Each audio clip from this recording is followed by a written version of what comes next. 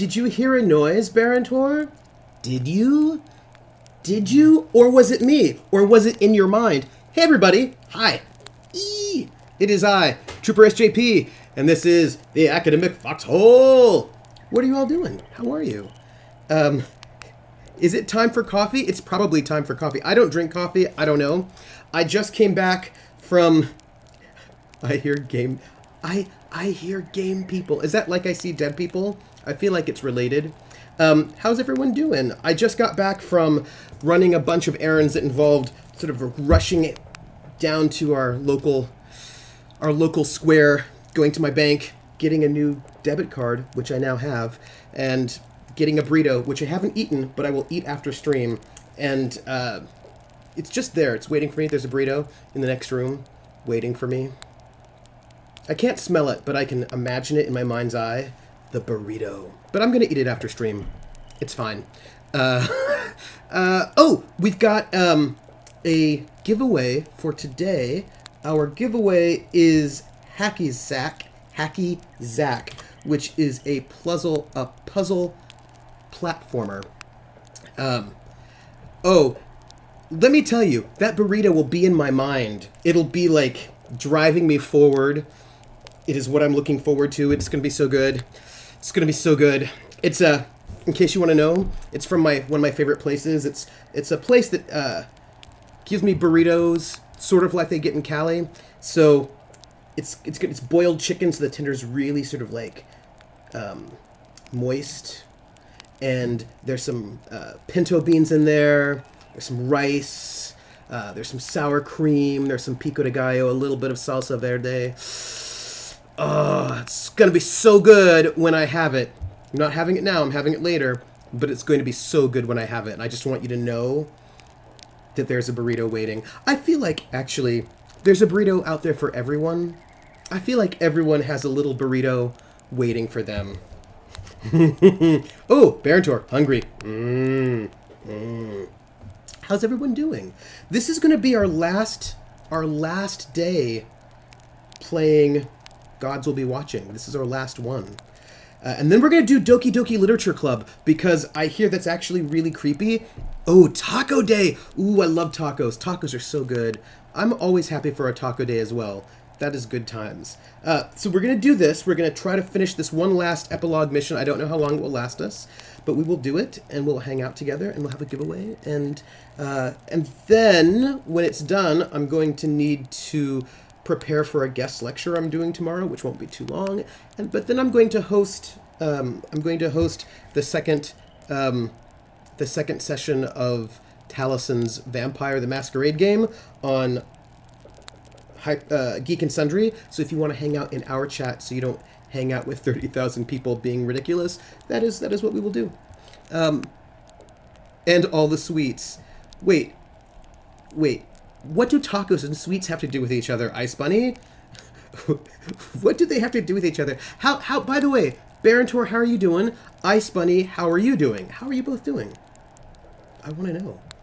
Also, I'm really curious to see what happens if we press continue. Like, if we press continue, will we start where we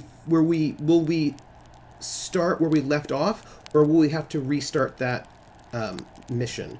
I bet we have to restart the mission.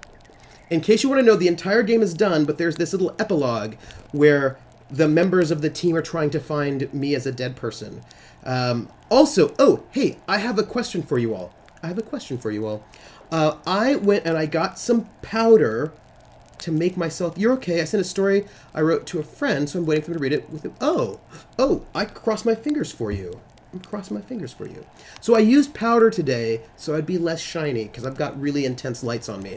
I don't know if I am less shiny. If I am, let me know. But I may not be less shiny. Or I might be. I don't know. I can't tell you. No.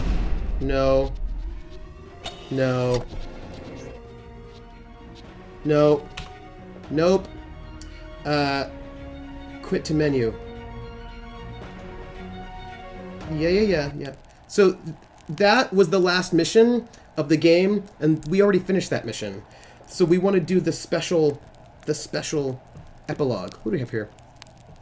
In real life drives me crazy, but besides that, I'm okay. And all the sweets is all I kind of eat at the moment. I don't know if I was shiny before. Like, maybe I don't even know. I feel like it's a thing you should do. Be less shiny. Although, I don't know. Don't ask me. Maybe, you know, I feel like if you have a beard, you're not shiny. I don't know. I don't think I'm shiny. I can't say. So, besides that, I'm okay, and all the sweets is all I kind of eat at the moment. Well, you want, you know, Ice Bunny, you want to have some things besides sweets. For example, burritos. Or also vegetables. Or vegetables in your burritos. You don't need vegetables in your burritos. You just sort of, like, ponder it. So we're going to do it. We're going to have to start this extra chapter from the beginning, which means we're going to, you know, have some repeats of the situation, but we're gonna do it because I feel like it's good for us, and we're gonna do this with original light, still a bit evil. It's gonna be a lot of voice acting, my friends. Consular's Federation. Oh, hold on.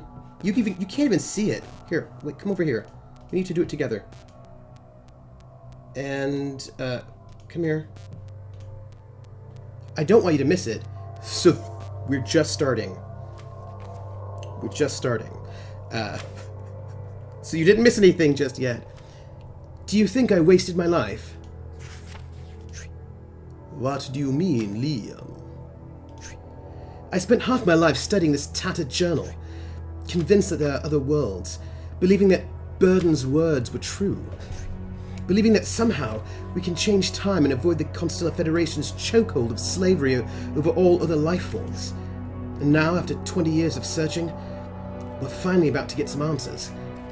But I can't help think, if we'd have spent our youth fighting instead of running after some kind of magical solution to our problems. The only way of wasting life is death, my friend. Veggies and candy.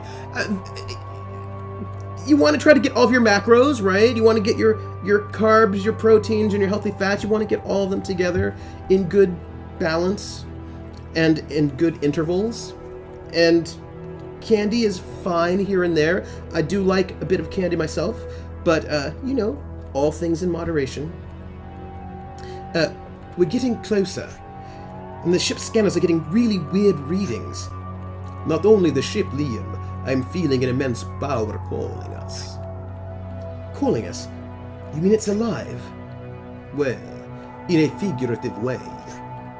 So, it's not alive? No, it's not alive. Stop making fun of my powers. It's been too many years, my friend. I can see through your charade. I might like to be a little grandiose, but the fact is that I can feel something, Liam. And it's been ages since I felt something like this. What do you mean? The Opmahun. No way. You think we're about to meet the survivors from the Consular Federation massacre? I don't think so. My ancestors were all exterminated by the Federation. I'm certain of that. But there are other ways of meeting them. And if what we've been researching is true, Burden's time anomaly, the nebula, Agent Amber's discoveries, everything will finally make sense. And since the Opmahun were the only known life form able to manipulate time... Holy shit! Look, Shaman!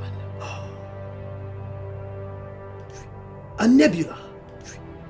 I never thought I'd live to witness this. Liam, this is not just a nebula.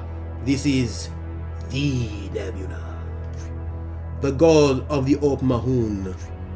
Opmeral, the scholar of paths. Ruler of memory and will. Pretty cool sounding title for a god, mate. Let's warn the team. We're going inside that god of yours. Ooh, so exciting. So exciting, my friends. I don't even know what to say. We're all here. I don't know what to do. Here we go. And that's how I became billionaire.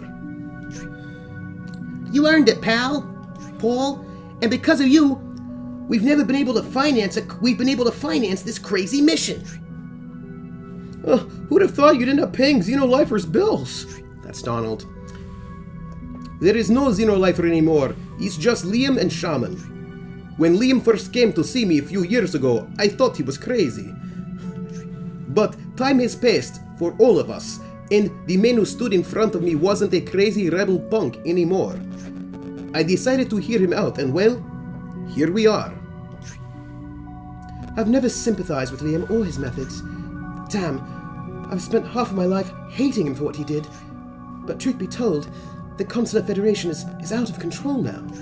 And it'd be great to meet Burden again. All of this about his diaries and the secret interest the Everdusk had in him, it sounds crazy, but I want to believe that other realities are possible. It's definitely fucking true! I shared most of Burden's existence, and I can assure you the man had something special. He always had this damn look on his face like he'd already seen it all. And fuck me if he hadn't. This is our team, by the way, if you don't know it. Also, Nebulas and Futurama, they're two great tastes that go great together, like peanut butter and also chocolate. But together, you know. I think doing this starts getting dirty after a while, so I'm gonna stop doing it. Hey, you finished bad-mouthing us? We did it, guys. We're close to where Burden disappeared 20 years ago. And guess what? There's a nebula waiting for us. Not only that, my theories about Burden's anomaly being related to the Op Mahun start to ring true. It's no common nebula, it's the god of the Op Mahun, the scholar of the... Shaman, mate, sorry to interrupt you, man, but we'll be making contact in less than 10 minutes. You can bring us up to speed with Op Mahun culture once we've traversed the damn thing safely. We better prepare ourselves. Finally! Let's do this! Nebula! Chocolate-covered broccoli. I feel like chocolate and broccoli are two great tastes that don't taste great together. Also, this is now getting super dirty. That's all. So, you tried it at a fondue party once and you would... I appreciate you're not recommending it because I feel like that's not a good choice. Yeah, no, yeah. Liam, are you okay? Wake up. So we've crash landed, folks. We're gonna be climbing a mountain. It's gonna be so good. Ooh, where are we? Fuck, my leg. Shaman, what happened? All of us miraculously survived the crash, but the Shaman's weak leg didn't endure accident. Don't worry, we've been taking care of him while you were napping out in the woods. Sarah brought you back. Thanks. Praline bacon is 100% amazing. Really? Huh. I had one of those maple donuts that you get that have like bacon on it. That was pretty good. I mean, I just like maple donuts, so I would like it with or without the bacon. But the bacon was fine. But I enjoy a maple donut. That is a true fact about me. Now you know my deep dark secret. Ooh, carrot cake. Carrot cake is good. Carrot cake is really good. Yeah. Also, I had a banana cake once. That was delish. Now I want banana cake and also carrot cake. I think if you have carrot cake, it's totally healthy, right? Like, carrot cake is all healthy all the time. I'm thinking. I can't remember a thing. Neither do we. I'm no scientist, but nebulas aren't supposed to work like that, are they? I told you. It was no normal nebula. It was Op Miral, the god of... Ah, shit. Doctor. Hey, doing my best here. Hang on. I'm afraid you won't be walking in the near future. Shit. And what's the engineer doing? Can we repair the ship? My name's Donald, asshole. I'm sorry to say this ship is as wasted as Shaman's leg. Maybe this is karma for destroying ours back on Senekos. Damn it, Donald. You really are a rancorous nerd. I'm sorry, sweetheart. Don't call me that. Oh, I'm sorry, I'm sorry, Sarah. The thing is, I don't want us freezing to death like on Senekos. Ooh, Javal! How are you? You can see both carrot cake... Ooh, Javal, I agree with you. I think both carrot cake and banana cake would not actually be two great tastes that taste great together. And also, hello, how are you? Welcome in. It is good to see you here. We're doing the last mission, the extra chapter on Gods Will Be Watching. We're gonna have to, since they didn't let us start where we left off, we're gonna have to do a little bit of what's the word? Repeat. But I think it'll be fine. It'll be fine. We'll do it. So, I'm stripping the ship's igniter. It should have enough battery to keep us warm. And if things get nasty, we can reload the gun's laser battery with it. Ooh. Somebody's watching me, and I have no privacy. Oh, I always feel that somebody's watching me. Tell me, is it just a dream? Javal, thank you for the follow. I want to thank you for the follow for two reasons. One, I really appreciate you following me. That's really, like, I appreciate it. It makes me think that, oh, I'm so glad that you're here and you're enjoying your time here. That makes me happy. But two, because you followed, it gave me an excuse to go and sing a song, which is really the whole point of this whole stream. I didn't tell you. You think this whole point of the stream is for me to play video games and maybe RPGs once I get a little bit of free time off of my plate, which will probably be... I'm giving a talk at a conference in... today's Thursday. 2 weeks. I'm giving a talk in 2 weeks. So once that talk is done, I will have more free time and then I can start my RPG. So that'll be great. But you think that that's the point of the stream, right? A place where we can nerd out about stuff and talk about the things and the video games and the RPGs. But really, it's just an excuse for you to little sing snippets of songs. That's it. That's really all I want. Sweet potato pie is good, but sweet potatoes aren't... Wait, what do you mean sweet potatoes aren't really a vegetable? They're a root vegetable, right? Where I'm from, we have a tradition where we have a coffee table with 7 cream cakes and 7 dry cakes as a minimum. Right? Thank you, Javal. So, actually, here's my question. Isn't a sweet potato a vegetable? Like a root vegetable?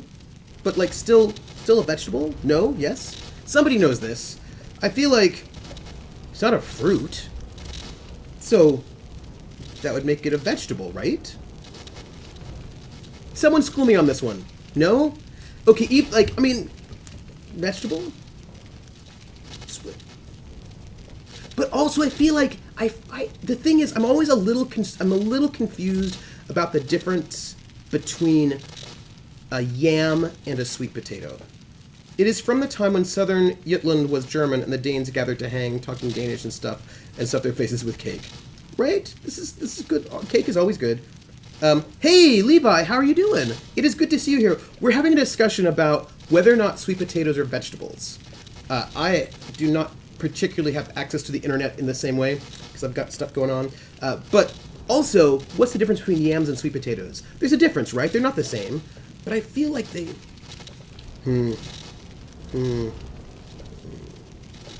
Ponder this one. I don't think I've ever heard of yam pie, but I have heard of sweet potato pie. I feel like they're different. Root vegetable. So it's a vegetable, which means if you eat it, it's healthy. Boom. Ooh, you know what's good? Actually, root vegetable is a term, but I don't think it's a scientific one.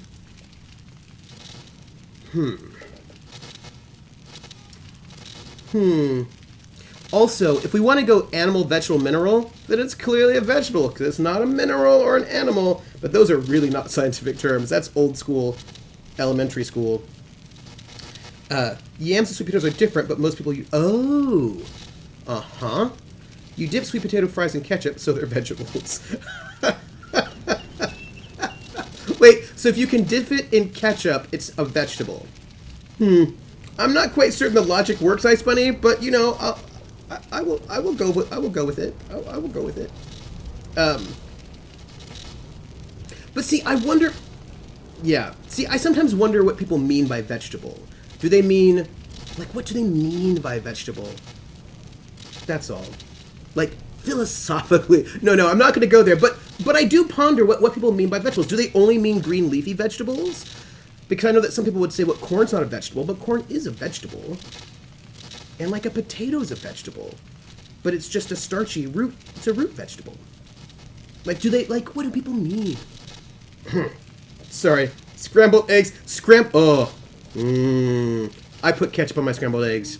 Unless I put cheddar cheese on my scrambled eggs, in which case I don't put ketchup on them. But I do love... Okay, looks like the definition of vegetable is a plant grown for food by humans. Yeah, see, but veggie... It isn't veggie is savory, fruit is sweet, because I think actually fruits have... There's a thing about seeds in fruits, I think. I think that, like, I think the difference between a fruit and a vegetable has something to do with seeds. But exactly what it has to do with seeds, I'm not exactly certain. Because I'm not a botanist. I should be a botanist. I'm going to just quit my job and become a botanist. I'm not going to do that. But I could. Awesome. Great job, Donald. I like your initiative. Thanks. But the igniter won't last forever. What are we going to do? So Donald is our engineer, and he used to be married to Sarah, who's our psychologist. And he's, anxious, is what I will say. What is this place? I wish Burton was here to lead us. Hey man, I may not be a legendary soldier, but I led one of the greatest revolutions of the century. Yeah, fruits are, like, super annoying to classify, like, half the stuff... Yeah, no, see, Javal's totally right, like, half the things we think of as fruits aren't fruits, but the other thing is I think that technically tomatoes are fruits. And we tend to think of them as vegetables, but I think that technically they're fruits. Yeah. Oh, bananas aren't fruits? That's interesting. Which means I suppose plantains aren't fruits? I learned that, quinoa is a nut and not a fruit. How is that for interesting? You'll have to do with second best. I hope that's okay with you. So, what we'll do now is, shaman? I can see some temples in the distance. I've never seen one in person, but they resemble the ones my father told me about. I guess I'll have to give you a crash course in Ophmahun culture. The sweet and fleshy product of a tree or other plant that contains a seed and can be eaten as food. The joke where wisdom is not putting tomatoes in a fruit salad. Yes, yes. Yeah, see, I think, yeah, tomatoes are fruit, right? Oh, they put tomatoes in fruit salads in Japan. Interesting. Oh, and bananas are technically a berry? Huh. Oh, that's interesting, right? Because if it contains... If a fruit contains seeds, then I suppose strawberries are not fruit because the seeds are on the outside of the strawberry? But then Barentor says that strawberries aren't a berry. Oh my gosh. You know, here's the thing. I think we just make up weird... So, this is my thought on this, right? What I think is that we created categories for fruits, vegetables, etc., etc., etc. So I'm just reading some writing by this guy, Linné. Anyway, I'm reading some stuff from the Enlightenment, and I'm reading this one guy, and his whole thing is that what we have to do is classify everything. That, like, that's our job as humans. Is like part of the Enlightenment is to classify all things and all geniuses, and it's like sort of thinking about this moment where we're getting the scientific drive to classify things. And he talks about the ways in which you can classify mammals this way and that way, and like the Earth and the stars, and also, of course, the fact that the atmosphere is made up of the four elements: Earth, like basically like air, fire, water, and I suppose Earth is the other one. Anyway, the point is that I think that we were creating a lot of these classifications of fruits and vegetables and all of these things at a time when we, didn't have microscopes or we didn't have the same kind of scientific knowledge that we have. So I imagine that we're sort of sitting in a space where we have these kinds of classifications that we've inherited over time and that we've sort of internalized, but they may not actually be consistent with modern ways of understanding things scientifically, but we don't really revise them. Like, this is my thought on that one. From the wiki, the strawberry is not, from a botanical point of view, a berry.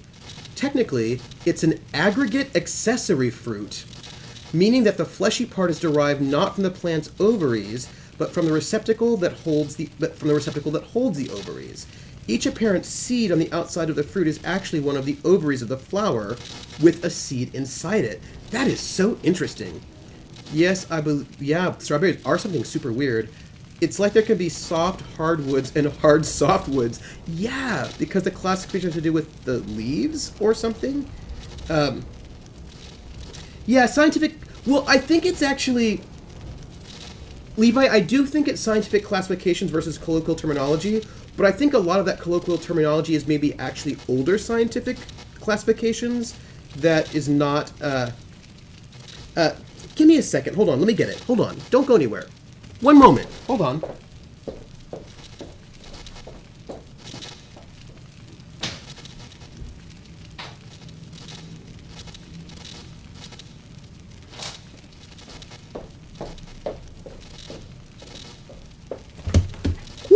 I'm back.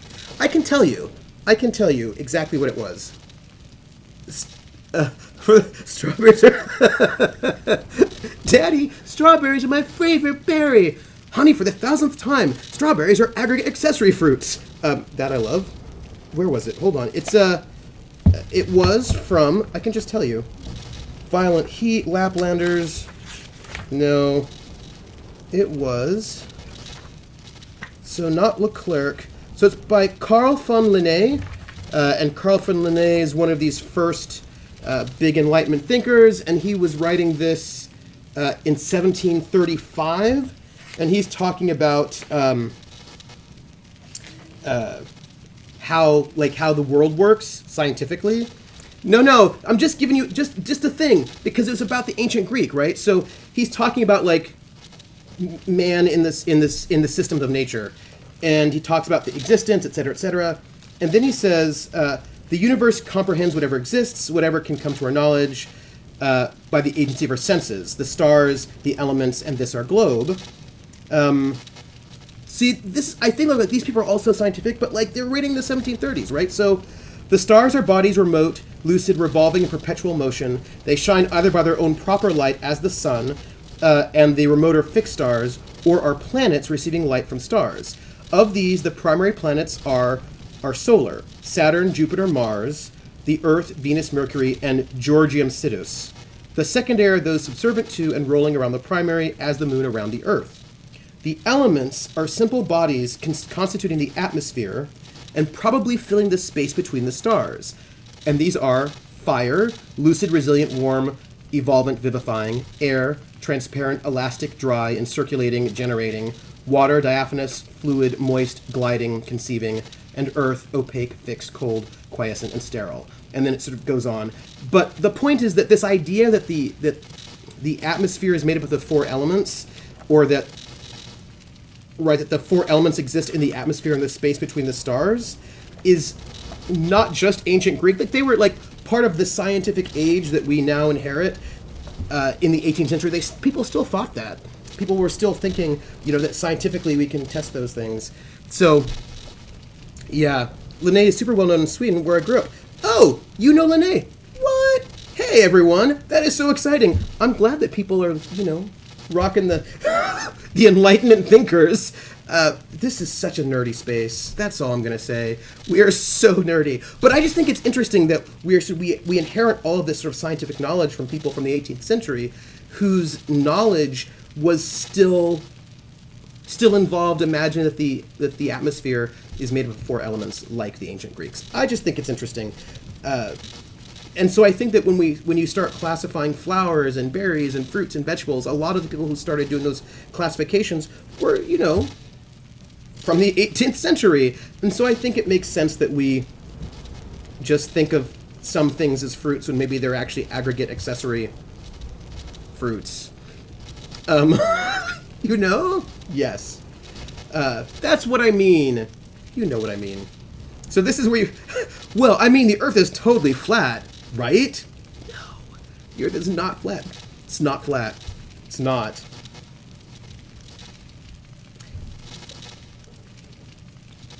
So here's the thing. I know that there are people who say they believe the Earth is flat, right? There are people who say this. I wonder if there'll be a time when we look back now as humans and think the same. Oh, I'm sure we will. Barantor, I am 100% guaranteed that in the future we will look back at this time and think, why were they so crazy for thinking those things? I'm studying history at university and is on the committee for role-playing associate at my uni. Nice! Love it. Ooh, history's great. I love history. Yeah, you can see the curvature of the Earth from a commercial flight, right? And the thing is, so like people say it. There are people who say that they believe it's a flat Earth, and what I don't know is if they really and truly believe that the Earth is flat, or if they're just trolling. I mean, I assume some people must believe it, but I don't know how you can believe the Earth is flat when you can see the curvature of the Earth from a commercial flight, and also because I have flown from the west coast of the United States over to Korea, and then from Korea over to Europe, and then from Europe. Like, I've flown around the world, not all at once, but I have done it. And so, like, I just don't know, you know? Yeah. I just don't know. Yeah, I imagine you're right, Levi, that there's a healthy mix of people who really believe it and also trolls. One of the most popular organizations about flat Earth theories was literally made by a Canadian professor to mock flat Earth theory. Those Canadians, they're awesome. That's amazing. Yeah, I just, you know, those are my feelings. And also, but I think for me, one of the questions I would ask about flat earthers is, I mean, I do want to know how you can believe that when there's just so much evidence to make that not to be the case. But I think the more interesting question for me is not how you believe the Earth is flat, but why do you want to believe the Earth is flat? What does believing the Earth is flat do for you? Do you know what I mean? Like, what does that give you? That's what I wonder. But what if you'd never been in a plane and kind of live in the woods?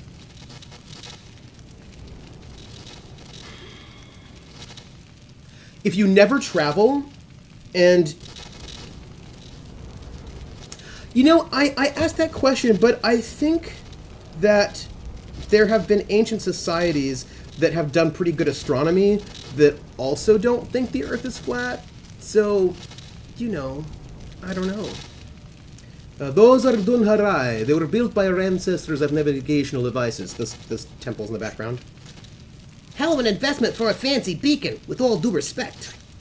Well, they're not meant to guide you through this land, but through time. What?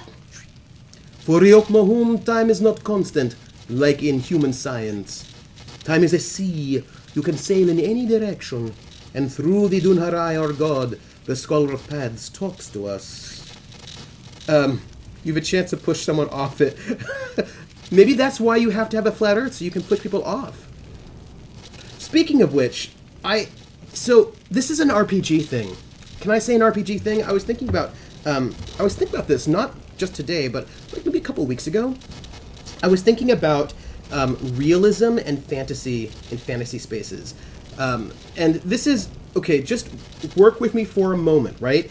There is GURPS has a fantasy setting. One of its sort of basic fantasy settings is called Bainstorm.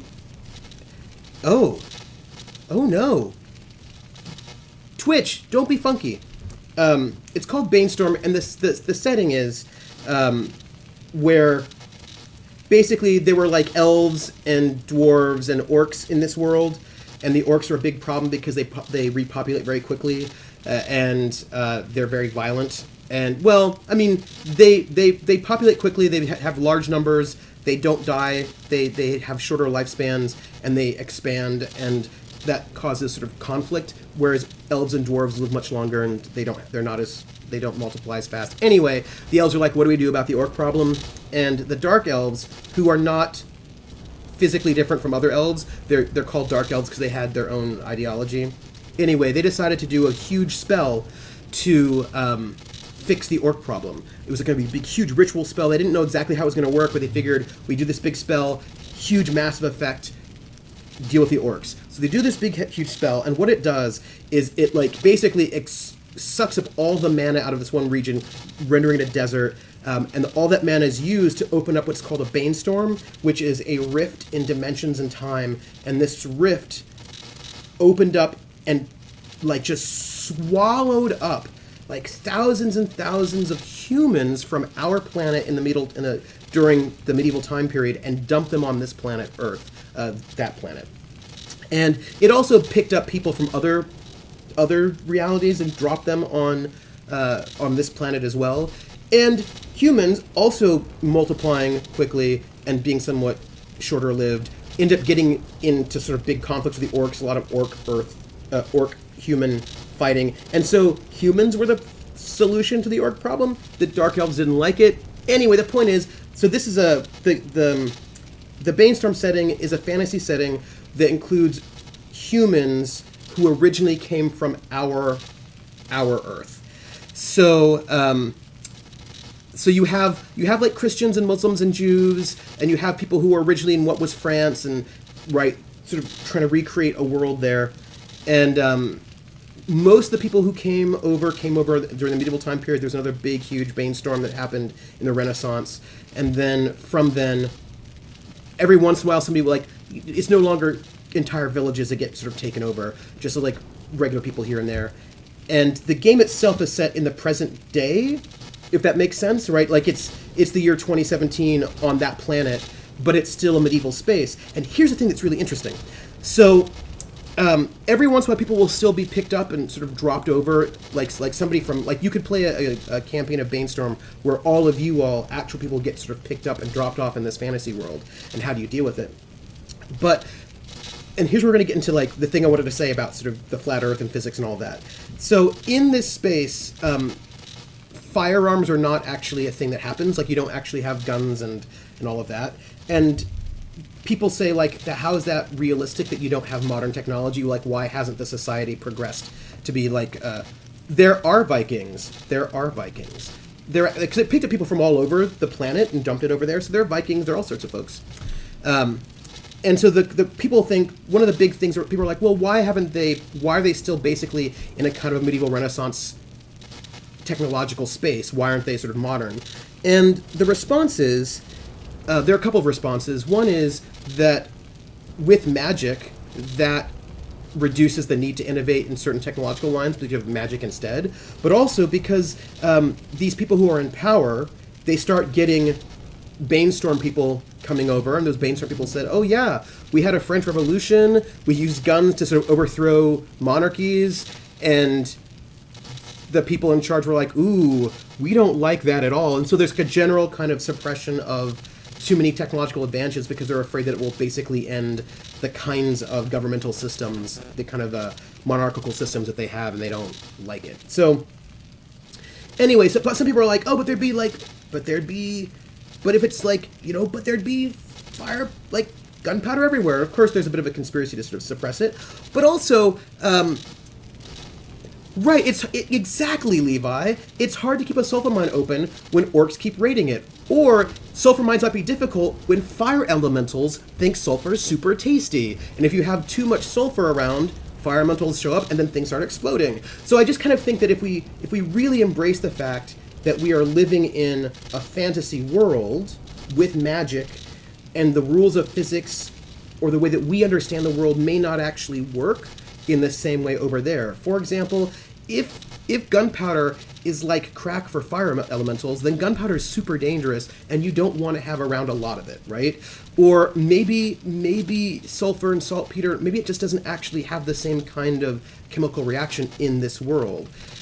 Or maybe it's too dangerous, or maybe people didn't think about it. Anyway, I'm just thinking about the ways in which, if we're actually going for a fantasy world, then you can really play with physics in ways that maybe, and there's magic, whatnot, you can play with physics in ways that may not actually fit with the way that they work in our world. And that's interesting. I think that so often when people do their fantasy world, they try to make it be like our world, but just with magic, which is also interesting, and I like that too. But I feel like you could be a bit more adventurous.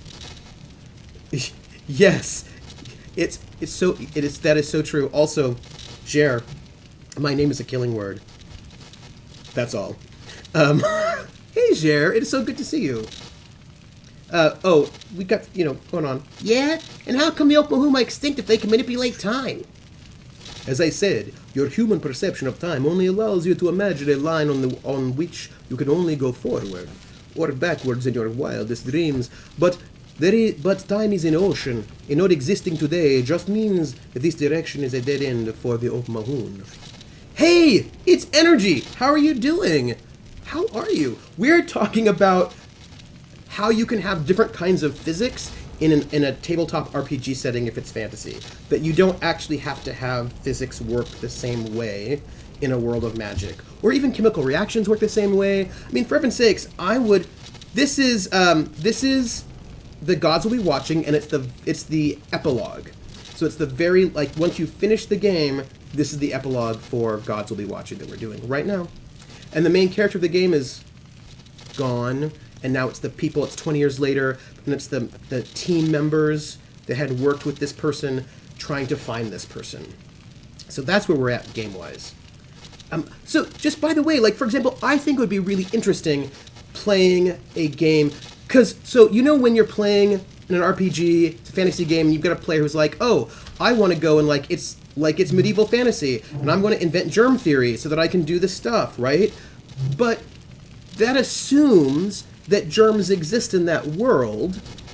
It's just that the people haven't invented them yet because germs exist in our world, and people hadn't invented them yet back then. But maybe that's not how it works in that world. Maybe there are no germs. Maybe you get sick because of night air, right? Because it can be... Do you know what I mean? I'm just saying that you could really you could really challenge what reality is like. That's all. Have a really different sense of realism. And I think that's really interesting. Time is like walking through a forest and finding a cliff you can't overcome. Well, you don't just stop walking. You can still go wherever you want. You just have to walk in a different direction, and not only backwards. Except time doesn't work like that, man. Humans don't have the capacity to even begin to understand. So this crappy metaphor is the only thing we have to outline what time is for the Oklahoma. Our auras interact in a negative way, so now I'm going to get a cold. Yeah. Right. So I feel like you could. I think it would be really interesting to put together a fantasy campaign that actually does work metaphysically the way that people thought things worked in the medieval time period. So it's not like there are actually germs, and that if you wash your hands, then you'll get rid of germs and it'll be safer, right? That actually it just doesn't, you have auras do things, and maybe your chi does things, and maybe your chakras do, really going with different models of reality making. I think that would be really interesting. I would enjoy that. I would really enjoy playing in a game wherein it is actually different. That's all. Okay, leg is safe. You'll be okay, but you won't be able to stand on your feet for a couple of months. And by the way, I believe I kind of understand Okmahun concept of time. I don't think so. What I just told you is like the version my father used to tell me at bedtime when I was a brat. Okay, now that we've learned some more about your culture, what do we do? The Dunharai should be connected with moments in time. If I focus, I might be able to track Burden's essence. I felt it ever since we started toward the nebula. Wait, you have real powers? Always thought you were just an epic phony. Shh. Frepiral. Come again? Sorry. That's an Okmahun equivalent to, holy shit. I found it. I can feel him. The very same essence I felt when he destroyed the matriarch. But you're not going to like this. Oh, here we go. The Dunharai we have to go to is located above the clouds. I told you the ship is completely wasted. I know, and it would be great to have it working, but we can still get there. How? Climbing a big fucking mountain. I guess the problem is whether it would be a good setting or just a really interesting thought experiment, and what game creators think on the matter. Yeah, no, that's I think, a thing to think about, right?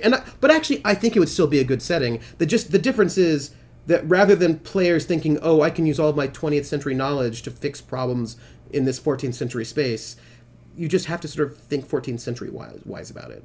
I mean, I think it would be totally fine. Considering that I think it would be just slightly a bit more thoughtful way of doing it. You know? That's what I think. And I imagine there are probably a couple of RPGs that do that. I haven't read Chivalry and Sorcery, but I know that they were trying to go for a real sort of... Well, but see, I don't know, though. They were going for a realistic fantasy setting, medieval fantasy setting, try to get really more medieval. But I'm thinking of a more fantastical setting, right? Like, I think that would be really interesting, where you are sort of really trying to hit the fantasy part of it.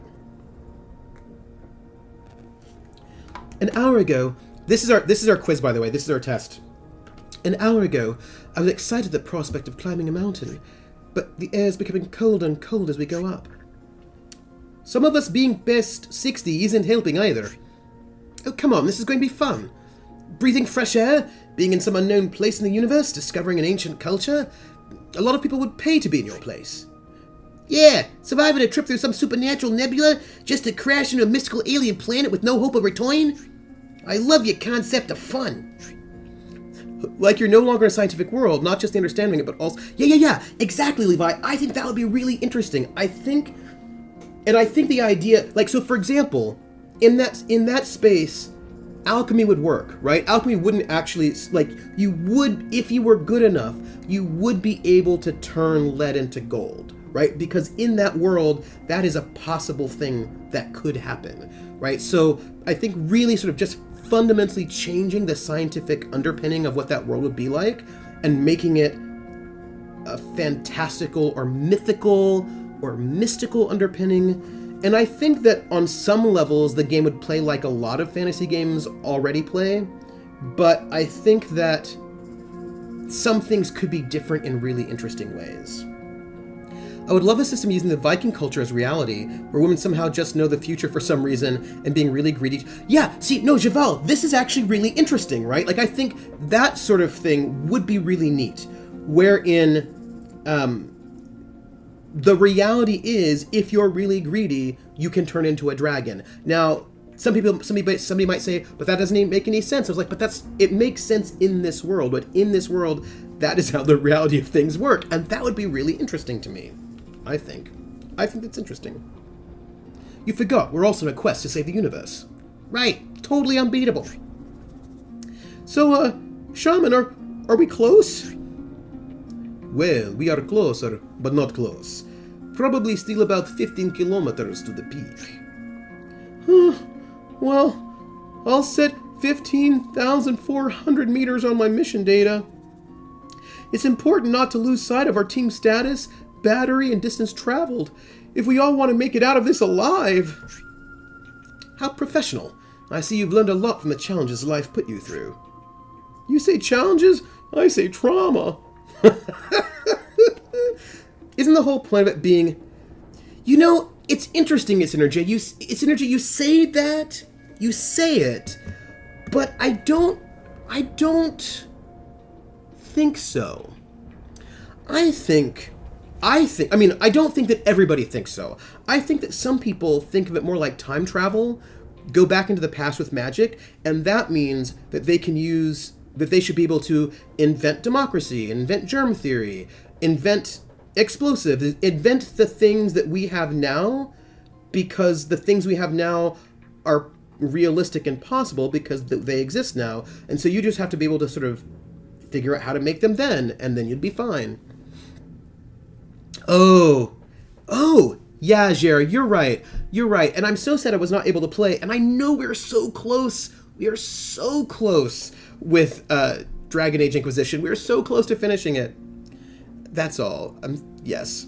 To be fair, any proper Viking setting would be neat to me, having grown to really like their culture, and my studies are kind of focused on them. Oh, that's cool. I actually have the GURPS Vikings supplement. So there's a whole GURPS book on Vikings, which is... You could invent democracy, but documency makes tabulating votes yeah. Right, see, Levi, that's so exciting. I just feel like there's a lot of really cool things you could do. Alternately, I also really like the idea of sort of putting magic in a modern day setting and see how that messes with things. In this case, a more typical dragon sitting on a hoard of gold and that. Yeah. In any case, let me know if you want to check on the mission status. Thanks. How is the igniter doing? I can barely feel the heat from here. It's working full steam. I didn't expect the climb to be so cold. If someone's temperature is too low, being closer to the igniter will help. But at this rate, it'll barely have enough energy to reach the top. And if we're planning on reloading weapons using igniter's battery, it might not even last that long. I should mention I'm getting several first aid injections on myself. We can restore anyone's stamina or body temperature in an emergency case. And I don't believe we'll be engaging in heavy combat precisely, so we should be fine. Well, about that. I don't know exactly where the myth ends and the truth begins, but the Dunharai should be guarded by Michal Rai. Mia, what? Are they deadly? Were you planning on mentioning them anytime soon? The legend speaks of spectral warriors, personal guard to Miral. They hunt trespassers and steal their body heat, turning them into frozen statues as warning to future invaders. But that sounds a little too supernatural, even for the Oak Mahoon. Well, we just warped through some divine nebula, so expect nothing. Be prepared for anything. Let's hope they exist. Let's hope they don't exist, but if they do, let's pray laser beams are effective against them. Remember what I taught you in combat. Don't trust your weapon, trust yourself. Yes, sir. Team, since it seems we got a ways to go and it won't be getting any easier, let me give you some advice on climb survival. The one who leads the march, in this case Liam, is the one who will consume the most stamina. Leading blocks the win for the team and it puts them in charge of setting the safest path by watching out for terrain anomalies. It can be pretty draining, physically and mentally. The tail of the pack is the safest spot. It presents almost no wind resistance, and the snow will be well trodden by our steps. So it's the sweetest spot to recover some stamina. I'm not complaining, but carrying weight also drains a bit of extra stamina, so we'll eventually have to swap duties. I'm sorry about that. I'm not just talking about you. The igniter, even weapons, will be an extra toll in these conditions. We gotta be careful and help each other out. Basically, those who feel strongest should lead the climb, and those who are worn out should rest at the back of the pack. Gotcha. It seems we've got a lot on our plate, so let's take Donald's advice and keep thoughtful track of our resources. Or, Dr. Genez, keep track of the team's stamina and corporeal warmth. My pleasure. Donald, as you're already doing, focus on the mission's overall status and our distance traveled. All right. Jack, we don't end up needing it, but keep track of our combat assets and, our ammo and team power. Understood.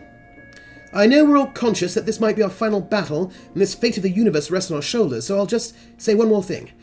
Let's fucking do this. Ooh. I grew up not far away from Hedeby Slesvig. Or maybe democracy is a thing, but it leads to the Fae becoming the ruling body due to glamour. Yeah, so Jared, that's really interesting. If we have the democracy, but here's the other thing about democracy. Sorry, this is so interesting. So there's a concept of the true king, which is something that I'm really playing with in my mind for a fantasy setting that, I'm interested in. And that is the idea that people had that if you're the true king or queen of a land, your physical health is tied to the land's health. If you are not leading this land, the crops will start dying. There will be earthquakes and floods, right? Basically, the land will start dying if there's not a true monarch leading the land. Similarly, but also, if you get sick, then the land is sick. If you are healthy and strong and you do well, the land becomes healthy and strong and does well. So in this, and of course being the true king is hereditary. So democracies don't actually work in a system. I mean, you could do it, but the problem is if you vote somebody who's not the true king, then your land is going to suffer and you're going to have crop shortages and you're going to have droughts and you'll have all these problems because you don't have the true king in charge of the land. So in a world where in a world where the monarch actually is ordained by the gods to rule a space, and the health of the monarch and the health of the land are intertwined, then democracies don't actually even work. They're not a good idea. You know what I mean? Technological, fey magic. So, we've got stamina recovery 3%, stamina loss 3%, stamina loss 18, stamina loss 15, stamina loss 14. Not the best, but we will keep it at that, and we will keep climbing, my friends. Yeah, I can get that as I grew up just north of Stockholm in what is like the area of the world with the most runestones. So Vikings are a weird mix of fantasy and history for me. Oh, that's so interesting. Yeah, so I think that the idea of democracy being a good thing doesn't work when there are supernatural powers that link the monarch to the land. Do you know what I mean? So I think it's interesting to ponder different models and then what you think about it. My friend's game, Clockwork Dominion, actually, Empathy Empire, yeah. But then also, of course, if the person who's leading your land is a terrible, horrible person, then your land will become twisted and terrible. So maybe you need to just kill them and try to find somebody else who's related to them to take over. But Clockwork Dominion, which is a sort of steampunk Victorian fantasy, uses sort of Victorian ideas of how the universe works. So that's also interesting, sort of metaphysically. So that's interesting. Hey, Liam, did I ever tell you that I met Alexander? I met Alexander some time ago? Alexander who? The giant with the funny helmet that beat the shit out of me after we hijacked that space lab? I just got some ideas for my campaign, and by got, I just mean I'm stealing ideas shamelessly. That is so cool. Levi, steal them, use them, and then tell us how they work. Tell us all how it goes. I'm so excited to find out how it worked out. Like, that's very exciting to me. Tell us. Share in the Discord, because that's what I want to know. Oh, right. I'm so sorry. Actually, I never met them if you think about it. True. So, what happened? Did you return the favor? I could have, but I didn't.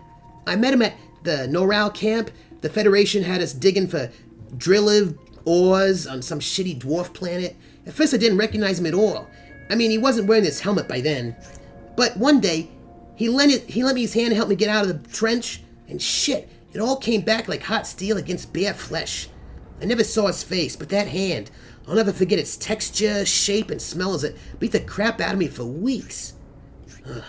In that moment, I wanted to dig my thermodrill into his skull. But then I realized he was just doing his job. I myself have killed plenty of bastards for just a shy wage. I don't know if he remembered me, but we never talked about it. We worked together for like 3 months, and I got reassigned for kicking some dumb officer in the nuts. You did good. Plain revenge is not something worth fighting for. But I bet it felt good to trap us in that lab back on Senekos, didn't it, asshole? I won't lie, it felt great. But it wasn't revenge that I was after on that frozen planet. You know that. Whatever helps you sleep at night, boss. I feel like we can ask the doctor for team status. Stealing ideas is great for campaigns. Last year I was in a really fun Changeling game where the plot was pretty much just a copy of a Dresden Files book. Oh yeah. No, Crit Witch! Hello, how are you? Welcome in. It's so good to see everybody. I will just say for the record that I think stealing ideas is great. For an RPG, because whatever you do, it's going to end up sort of mixing up and switching around anyway. Is there something like caffeine in chocolate, or is it just the sugar that... Oh no, chocolate has caffeine in it. Chocolate has caffeine in it. Right? Yeah. Right? I say yes. But I'm not certain, but I say yes. People are feeling good. Good to see... Oh! It is actually very good to see you. We're trying to climb this mountain, and we have to manage our heat and our stamina. This is like our our thing by like what position the people are in. Part of the king has been replaced. Oh, I'm sorry that the king has been replaced by a doppelganger. That's no good. Ooh, actually, you know what? This is interesting. Let's say the king's been replaced by a doppelganger, but nobody knows it. If the king has been replaced by a doppelganger and nobody knows it, that means that maybe the land starts suffering, right? Because the true king is not in power. But the land shouldn't be suffering because the king is there. The king is there and everything looks fine. But as it turns out, there's a doppelganger. That's actually really good, right? Because, yeah, I like it. I like it. I think it's really good. I think that'll be right. Because what happens? You start getting some like bad crops. That might not be bad, but then there's some earthquakes. So like there are all these things happening that says something is wrong. Something is wrong. Well, I like it. I think that's totally fair about Dresden Files. So let me get this straight. Based on what you've been researching, Burden is trapped in a time loop from Legan Desert to Xenolife is Fall. Right. And I know it not only based on my investigation. Burden himself told me that he was trapped in a loop and had relived our battle millions of times. That's how he ended up defeating me. No way he could have done that without superpowers. Well, I tried to convince him to aid Xenolife, but his resolution was admirable. His resolution? You're still trying to convince him to join you even 20 years later? I think you've got him beat when it comes to resolution. Thanks. You know what tortures me? To think that this is the official timeline. Having defeated Burden a million times to one means that in 99% of the other timelines, Xenolife wins. And sometimes I wonder if that's enough. No, that's not enough. Time is an ocean, and I won't forgive a single wave in which slavery triumphs if I can fight it. Damn well said, Shaman. I'm glad to have you by my side until the bitter end. Yes, the GM made some minor changes to the setting system, but generally it was pretty close. Man in the Iron Mask campaign. Actually, I feel like there's a lot of really cool things that you can do campaign-wise. I think people are still feeling good. We're going to keep climbing. Hey, what's your favorite alien race? What do you mean favorite? They're not animals. It's not like preferring cats over dogs. Come on, don't be like that. There's a huge variety of known alien races. There's nothing wrong in finding one more appealing than another. Yeah? What do you fancy most then? Black people or white people? Come on, you know it's not the same at all. It's more like, what do you prefer, blondes or brunettes? There's more to a woman than her hair color, Jack. Come on, you two. I know. It's what's on the inside that counts. I'm fond of rack hours and like my women with big dark hair and big curves. Whoa, shit. That came out of the blue.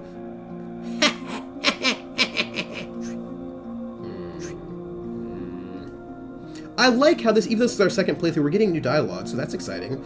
Let's check everybody's status.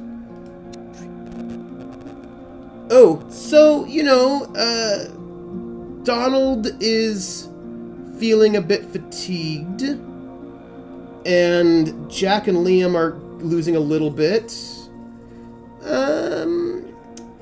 We could... you know what we could do? Actually, let's just find out mission status. How much time do we have left? 830 meters, so we have a few more units. Let's just do,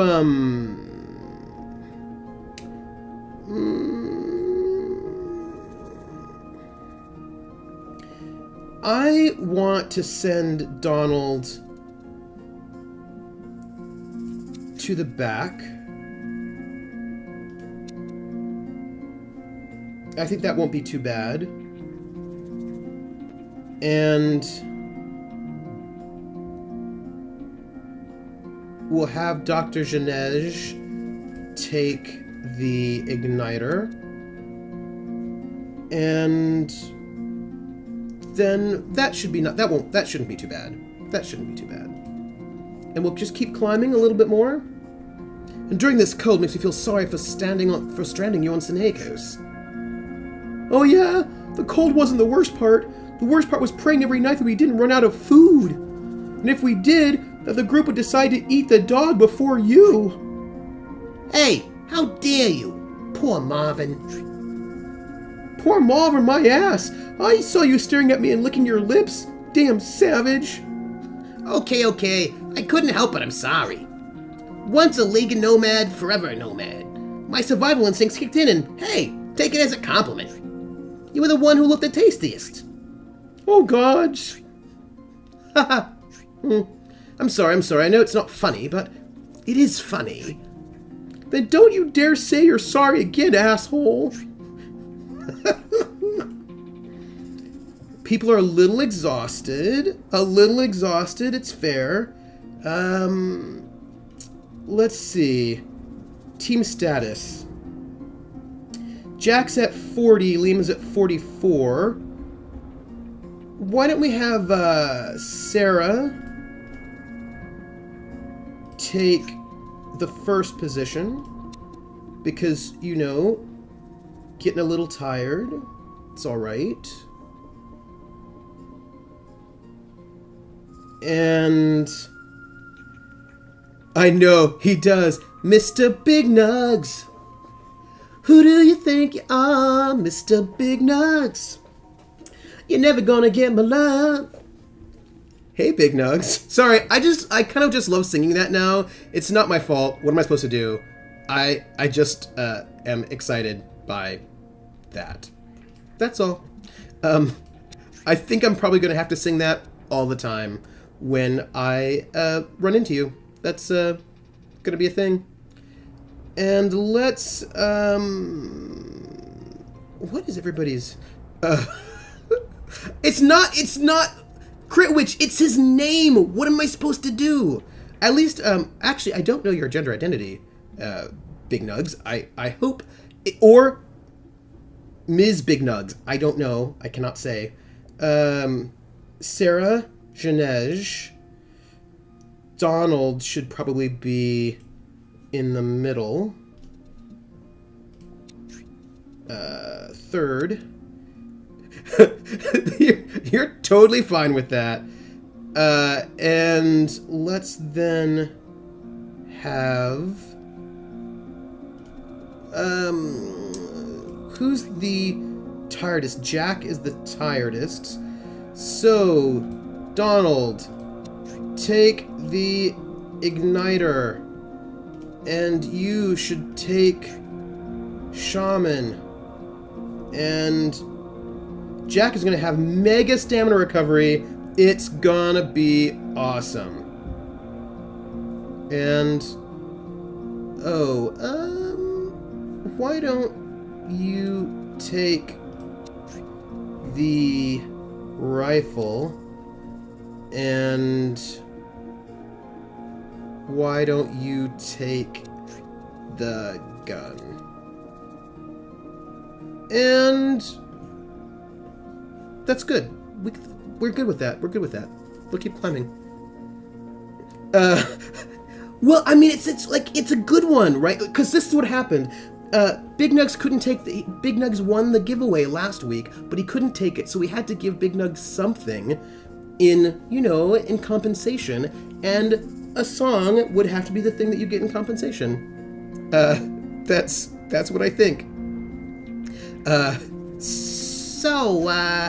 Let's say we do find Boyden. Then what? I've been thinking a lot about this, based on Agent Amber's documents from the Everdusk, and what Burden told me during our final fight. He doesn't remember a thing until he's isolated in outer space, about to crash with the Matriarch. So, even if we really are able to find him and we tell him to change the past, he won't remember until he's about to face me that last time. Given that, I'll have to try and convince him once and for all, using the advantage of hindsight, to tell him to choose Xenolife in order to avoid the Consular Federation's supremacy, and just pray that that's enough to save the universe. Nobody's ever going to accept a game key again. That might be true. I don't know.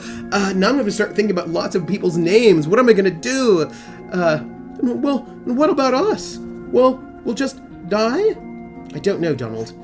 Maybe we can finally rest and find new lives in this godforsaken timeline, or even find a way through Oakmahum technology. I don't really care. Well, I do, so I'll start thinking of what we'll do next. If it keeps you climbing, go for it. Okay, I think we should be close. Mission status? Alright, we're good. We've just got one more. We're good. We're gonna keep climbing and we're gonna get there. Who wants a game key? Games suck! Songs are awesome! Hey Krellin, how are you doing? You're watching on an Atari... Oh. That's, you know, it happens for an Atari 2600. Ooh. Come on to my house, come on. Come on to my house, I'm gonna give you candy. Come on to my house, I'm gonna give you everything. Ooh! The name game!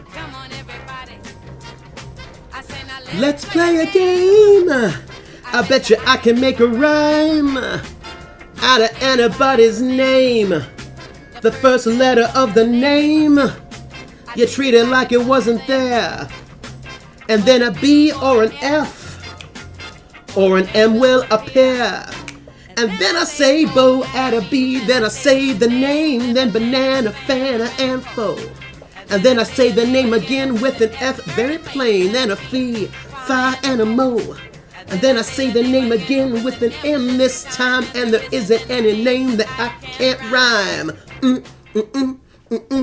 Dema, bobema, banana, fana, fofema, fee, fi, momema. Dema. Woo! Thank you so much for the resub, Dema. That is amazing. Thank you so much. It is very much appreciated. Not only because I appreciate the support, but also because I appreciate an excuse to sing the name game. Thank you so much. So exciting. Yeah, Dema! I love it. Eternally honored in song form or free games. You know. I get it. I get the tension. Yay for the... Thank you so much for the sub. That is so great. I'm doing shitty...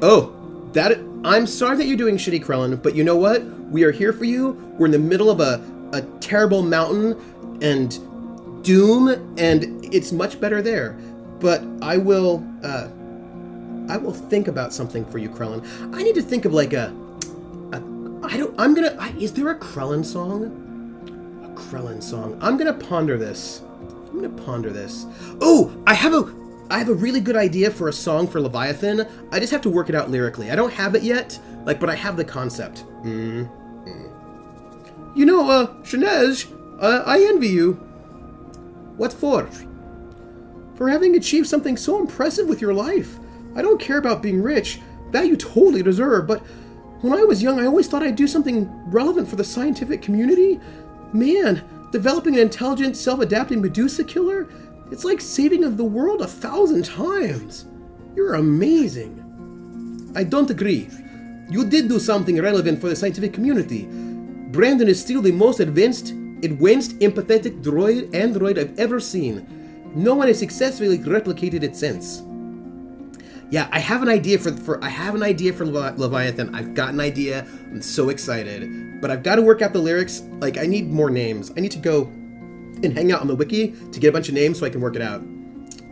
Saturn is rings, why don't I? It saved our lives thousands of times back in the old days. If you hadn't been drowning in self-pity since your rupture with Sarah, I'm sure you would have developed something even more amazing by now. Thanks. Both for the recognition and the sincere words. Hey, I'm seeing some kind of little shrine. Ooh, we're here, little shrine. Okay, folks. So exciting. We made it past our first climb. Okay, this shelf with some ancient shrine on it seems like a good spot to rest. Try to catch your breath before resuming the climb. So, Shaman, what's this? I don't know, but I feel it's alive. I mean, there's power feeding the machine. Blues on the red planet spinning off control faster than Mercury? The slate reads, Hunoth Gao, the one who enacts commitment. Should I try to activate it? Go ahead. A little bit of activating. Whoa.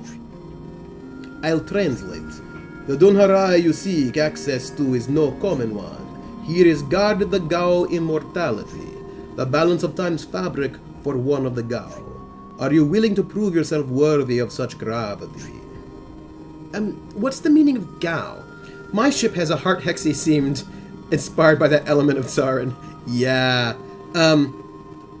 Dema, it is a fun game. It's also, like, it's very puzzly. Like, it's, like, each level is a puzzle that usually involves torture. Maybe not torture, but, like, threats of death and hard choices.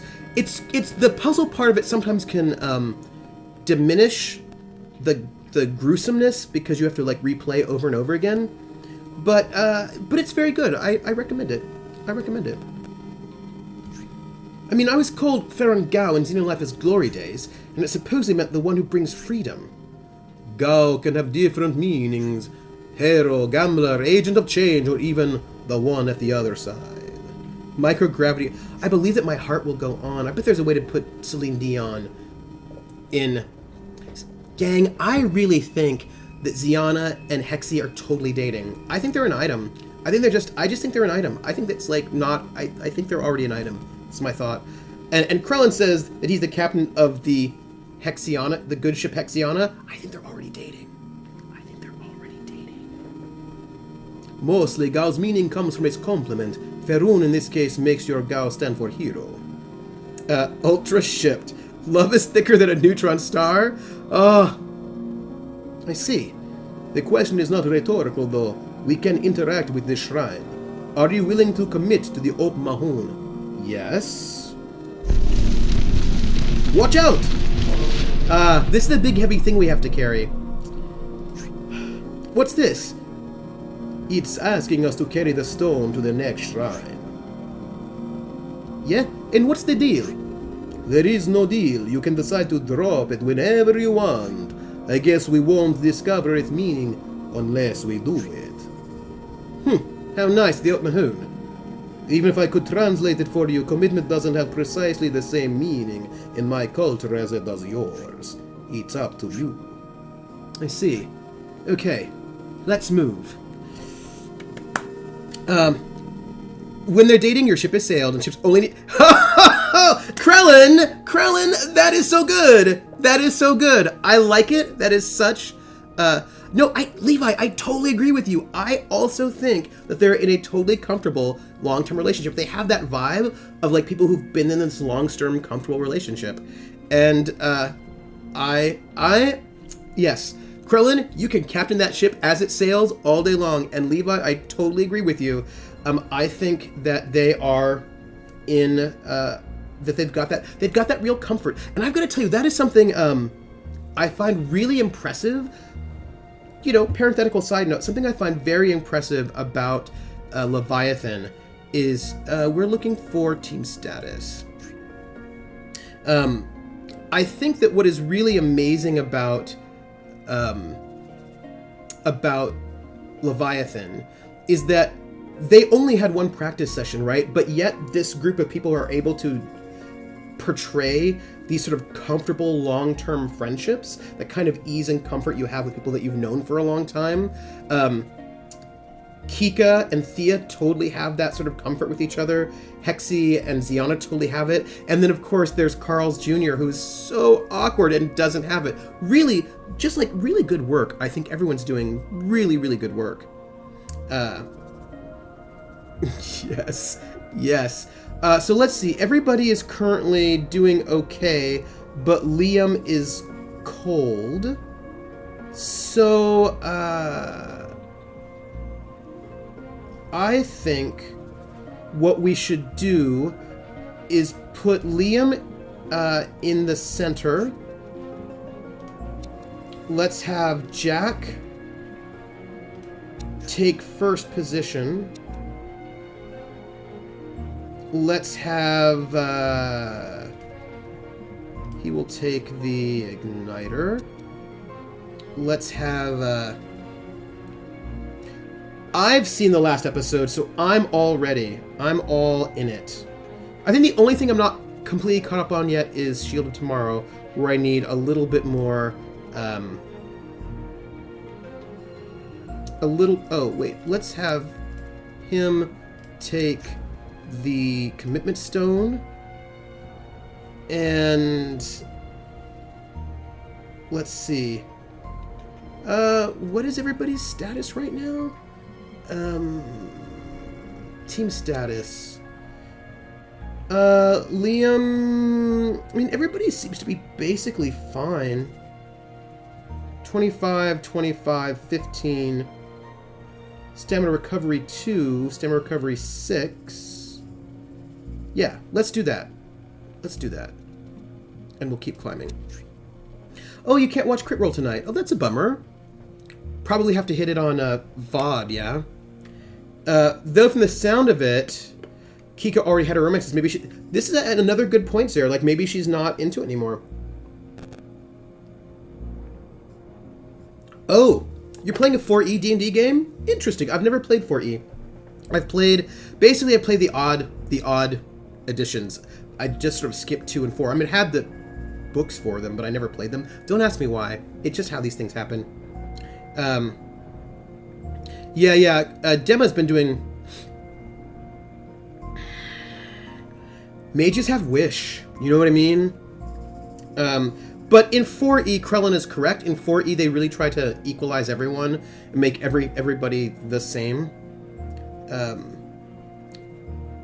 You've played it in oh, Javal, what tabletop RPGs are you playing at this moment? At the moment, the only tabletop RPG I'm currently playing is Call of Cthulhu. But what are you playing right now? Shaman, I mean no offense at all, but with this question, but you keep talking about Okmiral, Scholar of Pets, etc. But really, this is just very advanced technology, isn't it? I mean, you talk about gods and spiritual warriors, but the things we've seen so far have had lights and wires and bear more than a passing resemblance to machines. I'd be offended if I didn't know that your questions are born of sincere ignorance. And I can't blame you, since humanity tends to see the concept of religion and technology as opposites. But it's a mistake to believe that God, at least ours, isn't part of science. Everyone is the same equals bland in this case. Wah, wah. That was... I will tell you something about 4E, which, again, please note that A, I have not played it, and B, a lot of people like it. What I will say is, I know that some people complained about 4E basically being an MMO, but that was never really a complaint that bothered me so much, because MMOs are basically D&D in the first place, so I was like, whatever, I don't care. But the one critique that did sort of resonate, and so other people thought, other critiques were like, oh, it's too much of like a miniatures war game, but I was like, yeah, I was playing D&D from the beginning, and it was like a lot of miniatures war game from the very beginning, so like, again, it doesn't bother me. But what I will say is, the critique that 4E made everybody the same, that like everybody does 10 points of damage, like everybody has an at-will power that does 10 points of damage. If you're a fighter, it's just like a swing. If you're a mage, it's like a little lightning bolt or whatever, magic bolt, but like everybody does the same amount of damage, everybody is the same. That felt like a complaint that resonated with me. Again, that may not be how it actually played out, but that is a complaint that did resonate with me. And please note, I thought that mages, wizards were way overpowered in 3rd edition, like especially at high levels, that I was like, what? But again, I didn't, yeah, but so, you know. Lucifer, teleportation, manipulation, polymorph in disguise, and some ranged combat support. Is that possible? A Black Crusade game, a Pathfinder game. Oh, and a 7th Sea game. Nice. How do you like... Is this... are you playing 7th Sea 2nd edition? And if so, how do you like it? I'm interested to know what you think. Don't know a lot about Okmiral, but all other known theistic species don't relate their gods to technology. That's because the rest of the gods are not real. Come on, don't play true god card. Sorry, I should have said the rest of the gods didn't exist before becoming gods. The first problem comes when you try to understand every other culture through your own language. The equivalent of God in the Oak Mahun tongue doesn't have the exact meaning you might assume. Enlighten me then. We don't think of God as almighty, omnipresent beings. They didn't even create the universe. That's crazy. Our word for God is closer in definition to those who have ascended. It's truly a complex thing to communicate in your tongue, but basically any Okmahun can become a god. Through scientific, cultural, or social achievements, the community can choose to make you a god. You know this crazy ability I have to feel electrical impulses and interference with technology without even touching it, right? Well, I'm like a cripple to them in terms of skill. The thing is that if you are chosen to become a god, the rest of the Okmahun accept you as one. And when you die, your knowledge is absorbed and replicated through the community, letting your career achievements become part of the collective mind, enriching the whole species. And that's how you get to develop time-bending technology that looks like magic to human beings. Sounds amazing. But if what you say is true, how come the Okmahun have been defeated by humanity? We haven't been. Remember, this is just one of an infinite number of realities. And they're not interested in war, that's why their weapons suck. First, let's see. Yeah, that kind of bounces to me because there are, like, parts of the game other than combat. Levi! Yes! There are parts of the game other than combat. Thank you. My feelings. Everyone is the same sounds like Yant's Law. 7th C, 1st edition. The GM isn't a big fan of the 2nd ed from what I've gathered. Oh yeah, that's right. That's interesting. You know, it's interesting because, I need to think about 7th C 2nd edition because, John Wick has said that the whole point of it is that you never fail, really. Right, that you roll your dice ahead of time and you just basically get to sort of allot them as you went, that the dice, like, you're succeeding is a given, the dice sort of just manage how that happens. I really need to think about that more. I mean, I have 7th C because I kickstarted it. I just don't have time to play everything or run everything. I have so many games and I don't have time to run everything. Right now I don't have time to run anything, but I will. I just need to, I need to make some life choices. And we're proud of it. We never had to fight against ourselves, so we don't have the extensive history of war backing our progress that you humans do. Progress through collaboration or through conflict. We truly are radically different. Ooh. See, look at them hanging out. Everybody seems fine. Team status. Jack and Dr. Janez are a little tired. Liam's a little tired, but his warmth's at top, tippity top, so we can have Liam. See, this is what we can do. We can have Liam take first. That's all right. And have Liam. And wait, where do we want everybody else to be? Let's see. Team status. Who's the coldest person? Our coldest person is Sarah and Jack. And Sarah's at 100%. So why doesn't Sarah take position 3? And she can take the igniter. He can take the commitment stone. Let's see, where's everybody else? So we have Liam. Oh, Donald's pretty good. Let's have Donald hit the 2nd position and have him take the shaman. And let's see where we're at. Team status. We have the strongest people up front. That's looking good to me. What do we have? Fun thing, 2 of my SR players chose Ares sends independent of one another. One is on the run and the other's a mole. Neither knows the other's status. That is awesome. That is really good. I like it. I like it. So let's keep... oh, we can check mission status. How much farther do we have to go? We have 2,000 meters, but we're traveling pretty far. So let's keep climbing. Sarah? Yes, Donald. How to put this, in all these years we've been separated, I see you become, quite familiar with combat. So? Well, I was wondering, have you killed anyone? Hey, that's not a nice thing to ask, man. Well, Jack, I think I have the right to ask her some personal questions. It's okay.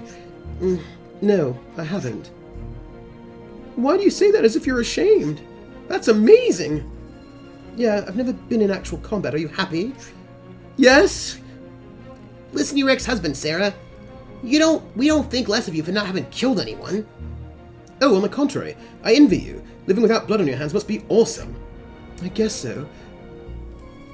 Ooh, we're gonna keep climbing. I think we're good. Your players don't watch Trooper, do they, Dimma? Eating... Is anyone else eating buffer? Oh, buffer. Buffer. Do you have butter on your buffer? Would be my question. Like, my stream looks like it's pretty good, from the little thing. I want to know if there's butter on your buffer. My whole life I pictured myself after 70 sitting on comfy couch, reading books in front of a fireplace. Luckily they don't. See, that's good. See, that's good. Like, I'm just saying it's good that people don't watch me. Well, it's fine. A second time the video froze and I had to refresh it back. Oh, betas. I know life never goes as expected, but to be climbing a mountain on an uncharted alien planet in order to save humankind, that's radical. Cheers to you then, Doc. I hope when we get past 70, I get to keep climbing mountains and saving worlds. Then believe me, Liam, life will put you on comfy couch in front of fireplace. They don't like me. I wouldn't say otherwise. Life's a beach. Ha ha ha. What a bitter end for a revolutionary. I pray that you have an epic death before that happens then. Thanks, man. Much appreciated. Look, we're climbing. Some people are a little exhausted. But, what are we looking at? We're looking at Jack being quite cold, but having full stamina. Ooh. Oh, Comcast. I'm sorry about Comcast. Donald's super tired. Liam is super tired. So we need to mix it up. Let's have Liam go to the back and Donald go forth. And people are other doing things. Where... Yeah, Comcast is the worst. I've got university internet, which should be basically generally pretty good. Alright, let's see. Where are we at with our people? Team status. Somebody's quite cold. It's Jack who's quite cold. But Jack has got full stamina, so that's not great. Why don't we put... Because I think we have to. Let's put Jack third. Have Dr. Janej be first. And, I mean, I'm not, like, super happy. He'll take the igniter. You will take Shaman. Like, I feel like we're not in the best space right now, but you'll take the commitment stone. And...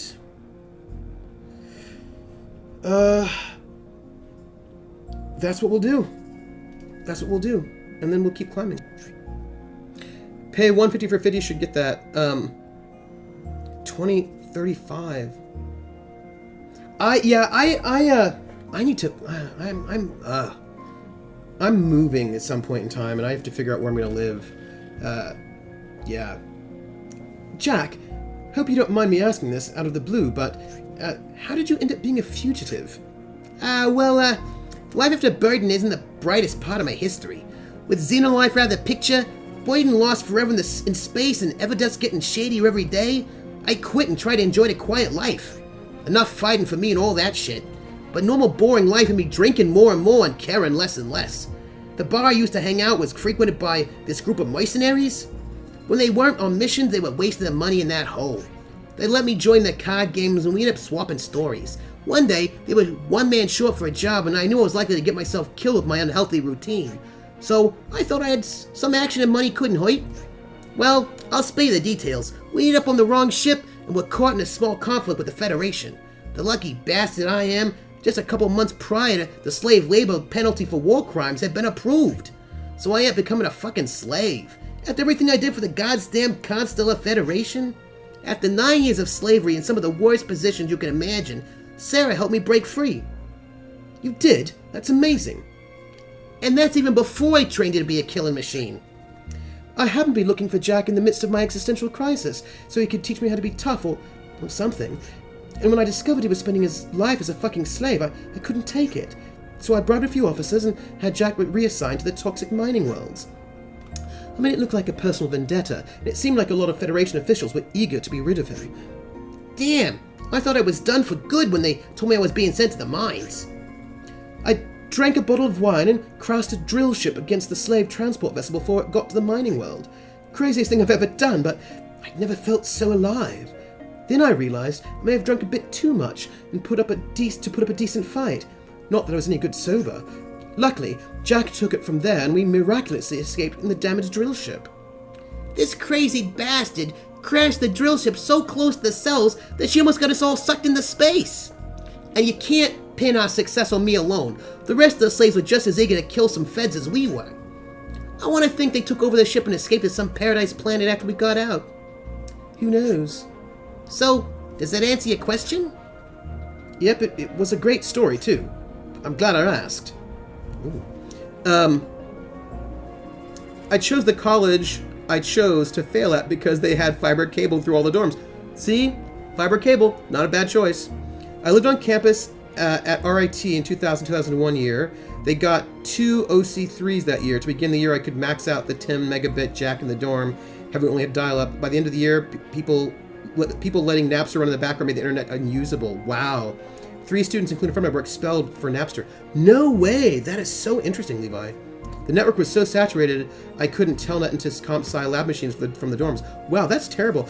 I never really did Napster using university machines or anything like that because I knew that they monitored it, and I was like, not safe. Even using, and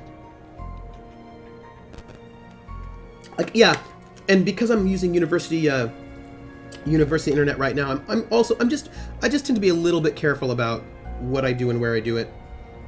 So let's, where are we at, everybody? What's our team status? Jack is totally warm, so fix that. So Jack is going to take the lead position. Oh no, hold on. Jack's gonna hit the first position. Yeah, I just feel like you gotta, like, when you've got Big Brother watching you, you just be careful what you do. That's all. Like, Internet Cafe. So, hey everyone, where's our team status? Oh, Janej and Sarah are exhausted. That is not great.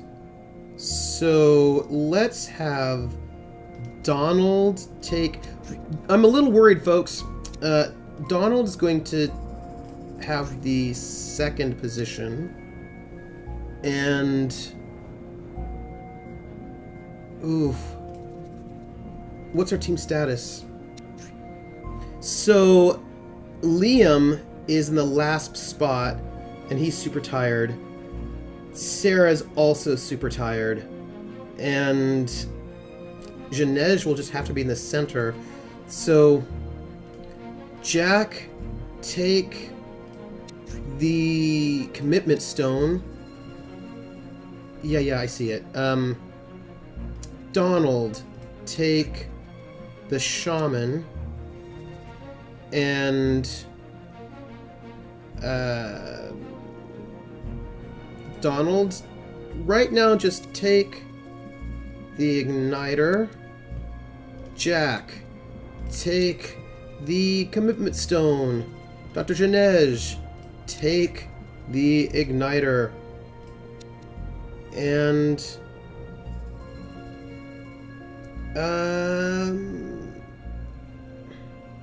Dr. Janej, I would also like you to take the gun, because they need to recover their stamina.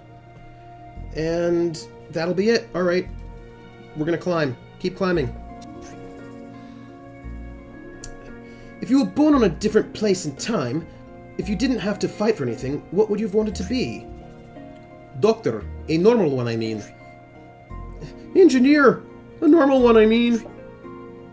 Soldier. A normal one. Wait. I'm not already. If I'd been born as a nomad on Leggin, I'd want to be an actor. Starring in action movies where I'm kicking ass and taking names. You know, stuff like that. So, basically the same, but faking it. And with happy endings, not real death and suffering. What about you, Sarah? I don't know. I really like being a psychiatrist, but I felt like I wasn't being challenged, so I joined Everdusk. Then there were too many challenges, so I became a warrior, though I haven't been in real combat yet. But what I truly wanted to be as a kid was... Gods, this is shameful. Spit it! Forget it. It's not even a profession. A princess! She always wanted to be a fairy tale princess! Donald, don't be an asshole. Sorry, Yeah, I was obsessed with marrying a prince and living in a cute fucking castle. Well, that seems pretty normal, little girl. Obsessed about it until she was 15! Yikes. I'm going to kill you, Donald. But yes, and when I was 17 I realized there was something wrong with me, so that's why I took up psychiatry. Well, in your specific case, I'm glad you didn't achieve your dreams. Being a princess is totally overrated. What about you, Shaman? A cook. That'd do for a great TV show, Cooking with Shaman. Learn the tasty secrets of the old Mahone. Your turn, Liam. I don't know. I'm pretty fucked up. I couldn't do with a calm life. I'd probably end up looking for whatever conflict I could find. I'd pick a side and I'd try to solve it. For me, it was like that before I started the revolution. I guess I'm completely hopeless. I wouldn't expect any less from the only man who's ever been able to pose a serious threat to the Council of Federation. A doctor, a real one. An engineer, a real one. A soldier, a fake one. Right? This dialogue. Donna recovers 30 stress by being a dick to Sarah. Sarah takes 10 mockery damage. See, this is how the game works. This is how the game works. Oh, gosh. Our doc is not in a good way. Nobody's in a good way. Nobody's in a good way. Let's see. Team status. What do we have? People are... Okay, wait. First, let's just look at our mission status. We are 379 meters to the next spot. We are... Ooh! Dem, are you going?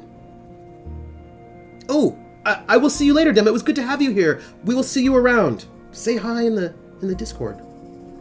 So people are super exhausted, and that is not great, everyone. Not really happy about it. So Donald and Janej are the most exhausted. Liam, I suppose, can take 2. It's not great. It's not great. Liam is going to take the shaman, and Liam's going to go to the second position. And Dr. Janez, this is... I'm a little worried, folks. Yeah, I want to see if I can hold out on the medicine, if I can just wait a little bit longer. Liam's 4, so Sarah should hit 2. And she should also take the igniter. And... Oh, no, I'm sorry. She should actually take... she should be 3. Sorry about that. She should be 3. Liam should be 2. And team status. Who's the worst? Dr. Janej is the worst. So Dr. Janej should take... Oh, sorry. Dr. Janej should be in the 5th position. And he won't have a lot of stamina recovery, but he'll have some. And that, I hope, will be good enough. I hope that'll be good enough. We'll keep climbing. We're almost there. It's amazing how just a couple of decades without opposition so significantly affected the universe. Yeah, how can a nation go from being perfectly civilized to enslaving humans in just 20 years? They planned it quite well. It all started with the decimation of aliens as a preemptive measure to stop Xenolifer. They had built their empire on the backs of slaves, and the slaughter of the alien populations they relied on left a gaping hole in their mechanism. But it was a setup, cold and calculated. With their lifestyles at risk, people didn't hesitate to support the bill that replaced the death penalty with a life sentence of slave work. And that's how the human slavery started. And over the next few years, slave work sentences mysteriously started to grow in numbers. Exactly. And since they were imposing new slavery regulations almost monthly, nobody even bothered to protest when they were quietly declared slavery to be a hereditary condition. Yeah, I remember that to humanize lifelong sentences will allow inmates to have their own families bullshit. I know, Now the human slave population is equal to the alien one. And the worst thing is that even most slaves are okay with it. If you're not okay with it, they simply relocate you to hazardous wake, meaning a quick death in some mining accident or to failed human experimentation. Damn, I saw some sick shit there. I'm sorry, man. Let's keep climbing so we can get rid of this shitty universe. Folks, I think we can make it with the next trip. People are a little exhausted, but I think we can do it. We've got 100... Yeah, we're good. We're there. And, keep climbing. It's unbelievable that the Consular Federation ended up being a hell of a lot worse than Xenolifer. Not gonna say I told you so, but... Sure, but who could stand by and allow the genocide you were after? At the time, it seemed reasonable. And now it seems an even smaller price to pay. Just think about all the alien races that have gone extinct in the last 20 years. But even if you don't give a fuck about other species, don't worry. As of today, the Consular Federation has enslaved over 800 billion humans and killed too many more to count. Call me a crazy revolutionary with no limits, but sacrificing Gactus 7 now looks like a joke compared to what the Federation's done. I know, the Consular Federation has evolved into one of the worst calamities in human history. But even so, 4 billion innocent lives on Gactus 7. It's a matter of pragmatism. Be true to your moral principles, paving the road for the biggest dictatorship in history has ever known, or sacrifice a single one of the countless planets humanity had conquered by force in order to stop them. Look, we're getting close to one of those shrines. Folks, we've rested. We're gonna be good. What? We're gonna make it. Oh, hey, you know what? We have to do a giveaway. It is giveaway time. So, if you're hanging out and you're watching, make sure that you say something in chat in the next, couple of minutes or so that you will be registered for the giveaway. Well, another shrine. We can recover our stamina, but we shouldn't hang around here for long if we want the igniter to last until the peak. Shaman, what does it say? This one's Dolorek Gao, the pilgrim drowned in regret. Nice. Activated. That's the activation animation. Interesting. The shrine has detected the commitment stone and says it will reward us for our deed. The stone has the power to restore our warmth and improve our resilience. It's asking us to leave it on the ground. All done. We are all warm and resilient. Whoa! That felt good! So nice, the Oak Mahoon. Shaman, does the altar say anything else? Yes. It reads as follows. The heaviest weight you carry is in your soul. What haunts you from the past times keeps you from future ones. The one with the sourest burden shall answer the darkest question. Yes, oh, yeah, this game, I think it depends on how long it takes you.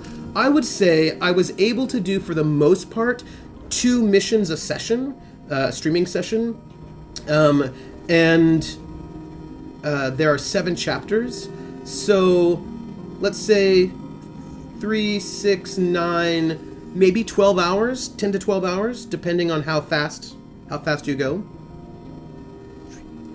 Well, do you want the shrine to pose its question? The answer is yes. Well, I guess I'm the one with the sourest burden, so shoot. Well, Liam, it seems that yours is not the sourest burden. What? Donald, this question is for you. What? Me? You are the one with the deepest regret. We'll grant you the power to erase the deepest of your sorrows. Do you want to get the love of your life back? Hey, that's not fair. I don't have a say in it? Donald, don't you even dare. Can I really have Sarah back? Donald! So, do you want to get the love of your life back? We had this choice last time, and the answer is no, because that's messed up. Consent. I couldn't forgive myself. I'm ready to die for her. I love you so much, Sarah, and I want you to be happy. So we'd better forget about the damn Oak Mahoon trick and keep climbing. Thank you, Donald. Alright, let's move. Okay, we dropped the stone. And we're climbing. I'm going to set it up, and then I'm going to go and do... So we've got a... Oh, I think we're looking good, except that I feel like Sarah should also take the gun. All right, we're gonna do the giveaway. Our giveaway is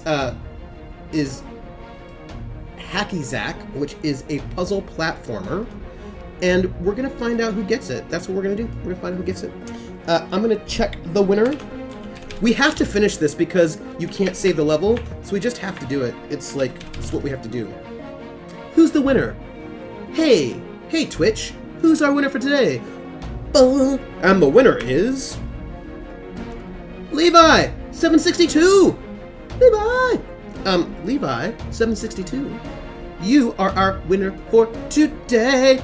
Yeah.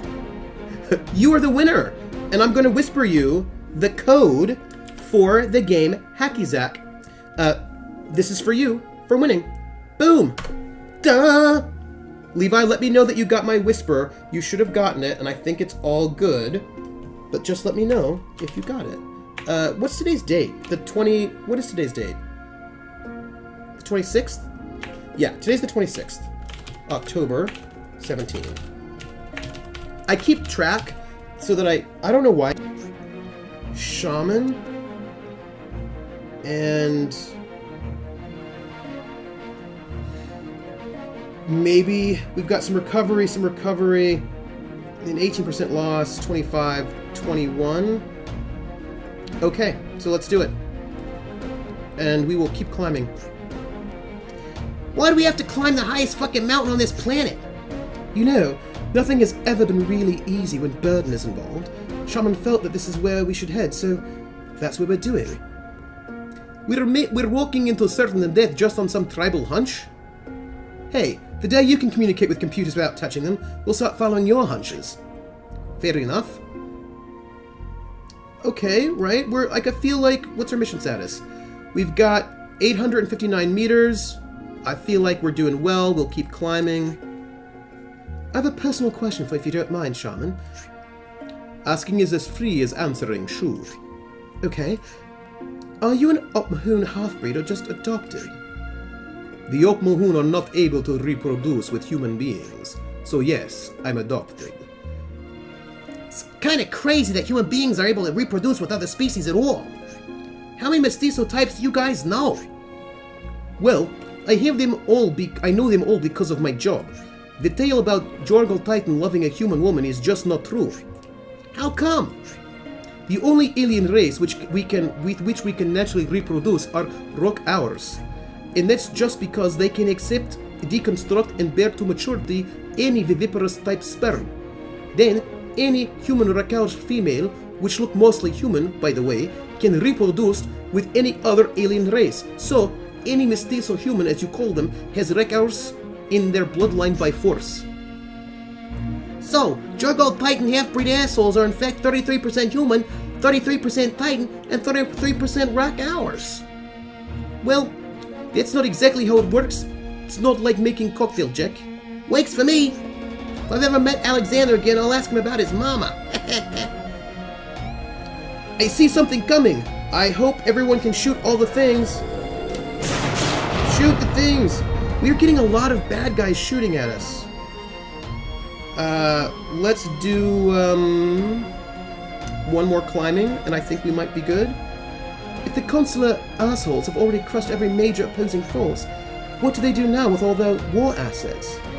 Most of it's been converted for use by the military police. I mean, you can conquer the holistic empire, but you'll need at least a couple generations to completely eradicate its supporters.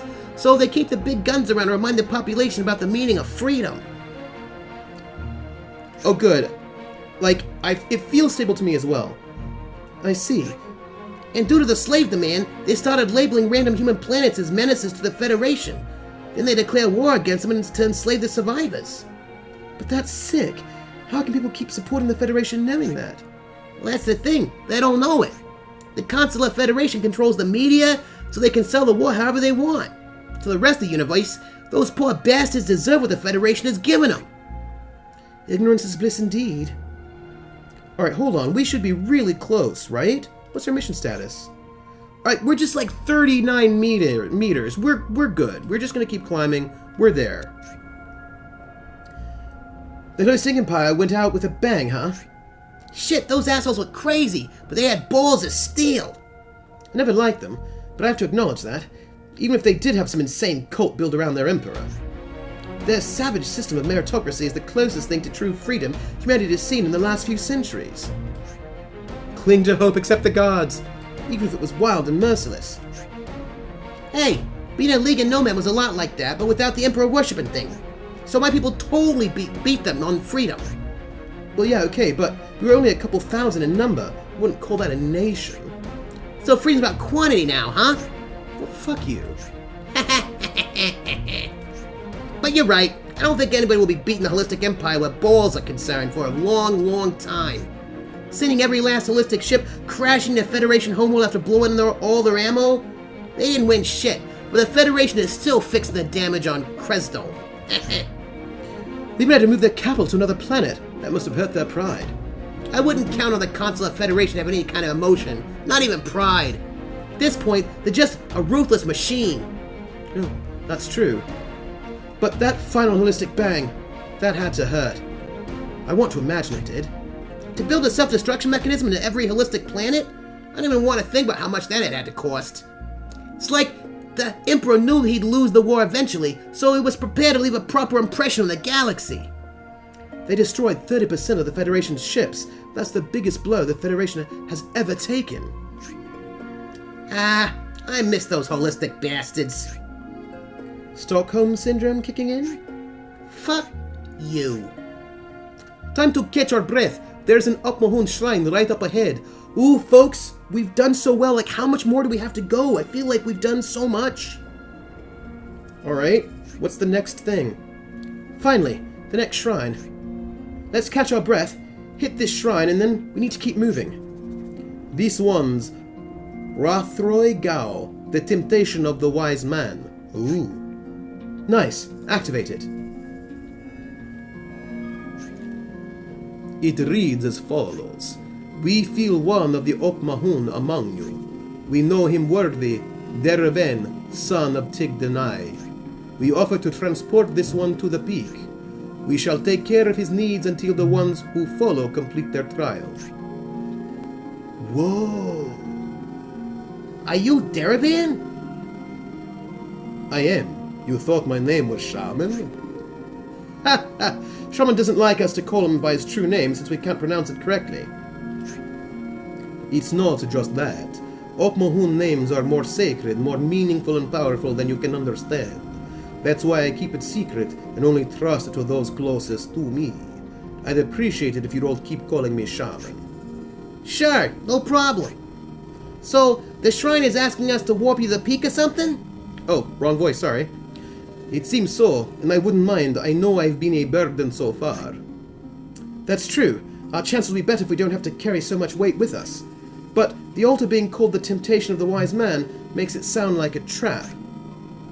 But maybe the temptation is to try and outsmart the shrine. Don't choose lightly, Liam. Damn, not helping at all, man. Whatever you choose, I trust you. Just listen to your instincts. Should I let the shrine warp me to the peak then? Alright, folks, here's a decision that we have not talked about. So, carrying him is a burden, and it makes us, it's heavy. But this is called the temptation of the wise man. So the question is, do we transport him to the top of the peak, and then therefore don't have him to help us with any other shrine, or do we keep him with us and keep the burden of carrying him?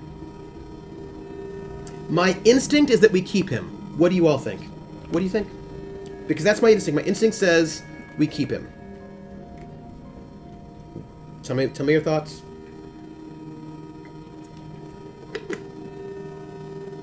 Ooh, there must be awful lag. Since, you all haven't popped up on chat yet. Yeah. I agree. We will keep him. We will keep him. Oh, wait, did I press the wrong button? Oh, no! Oh, no! Ah! I pressed the wrong button. I just pressed the wrong button. I meant to keep him, but now we are transporting up to the top. Oh well. Well. Oops. Well, okay. We will see how this goes. I think that was a bad choice, but here we go. I believe everybody will have a better chance of survival if we don't have to carry, my friend. Go ahead. Understood. Gang, I feel like that was the wrong choice. Holy shit! Damn, I hope he's okay. Didn't know Moon could do such amazing things. Well, we better make the most of this unexpected gift and climb as fast as we can. Let's move. I'm really worried about this, folks. What if they just murdered him? So, let's get... Gang! So let's change position. Have you be first.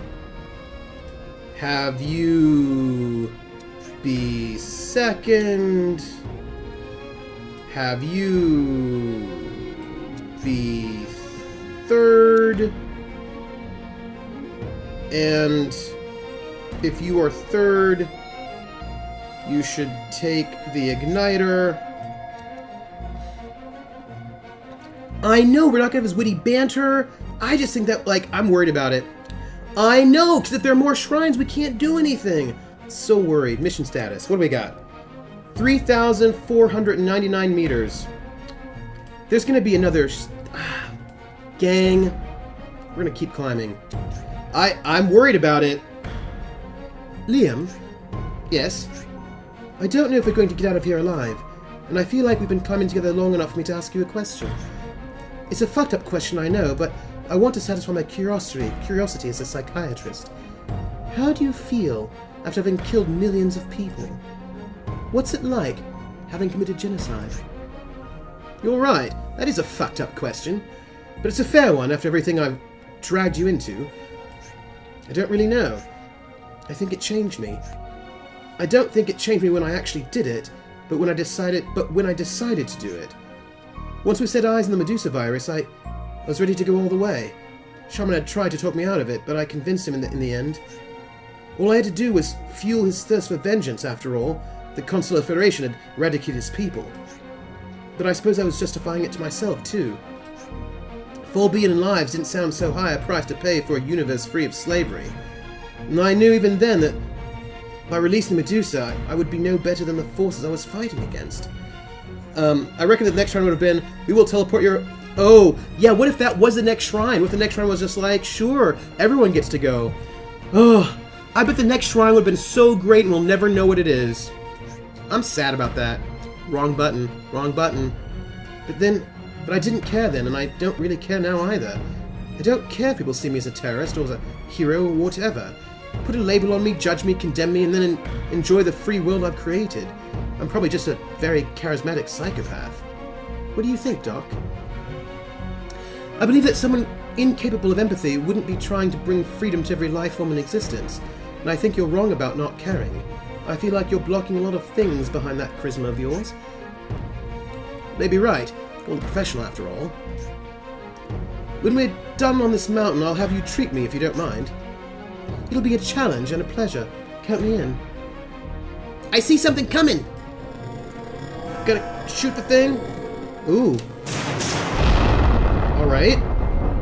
Another one coming! We're getting a lot of them right now. Why are we getting so many of them? Another one coming! What if not having him means we're just getting all these bad guys all the time? My gun is empty! Oh. Wait, can you restock? Set weapon, reload weapon. Reload 6 rounds. Oh. Okay.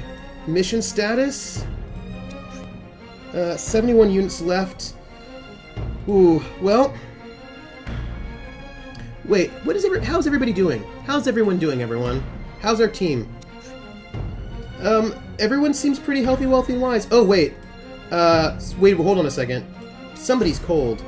Dr. Janej is cold. Let's send Dr. Janej to take position 3. And let's also have him take the igniter to sort of heat him up. And then we keep climbing. I always pictured myself living a life in a comfy armchair, reading books, watching movies, maybe even joining a couple of friends in a club for like debates about science. Then kids, becoming an active member of our community, engaging in local festivities, but somehow I always end up in these messy situations. Just a coward, I don't get it. What am I doing here? It's because you're a hero, Donald. No, I'm not. I openly acknowledge that and I don't want to be one. I'm just a coward, like I said. I agree that you're a coward, but that doesn't mean you're not a hero. A hero can be brave and likable, but a hero can be a coward and an asshole too. And if every single one of you climbing this mountain aren't heroes, I don't know who is. Okay, call me a hero if you want, but I know deep down I'd let the world burn if it meant that I could enjoy my happy life myself. I only happen to be an asshole who loves Sarah too much, that's all. I see something coming. I'm a little bit worried about I'm a little bit worried about this, everybody. I'm a little bit worried about our life. Keep climbing. Hey, Doctor. How are those septuagenarian legs of yours holding up? Surprisingly well, to be honest. I'm no match for a strong young man like you, of course, but I'm quite proud of having made this far while still being helpful to the team. You're darn right. I hope I'm that strong when I get to your age. I try to keep myself healthy. Now that I have Gino Gym at my manor, it's quite a delightful task. Ma, you sound like a spoiled billionaire. I am a spoiled billionaire indeed. And I wouldn't change it for anything. Well, I do suppose I'd change it to save the world, and that's why I'm here. A spoiled billionaire hero sounds good to me. I see something coming. I really feel like we're getting all of these attacks because our shaman's not with us. I really think that. Another one coming. Like, this really feels like all these attacks are happening because we let our shaman go. That's like... Another one coming! Wait, don't you feel this way? Like, doesn't it seem this way to you? Yeah, like, I'm just feeling like this is what we're looking at. Mission status. 1829 meters. How's our team doing?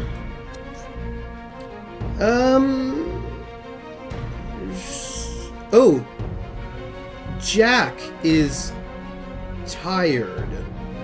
So let's have...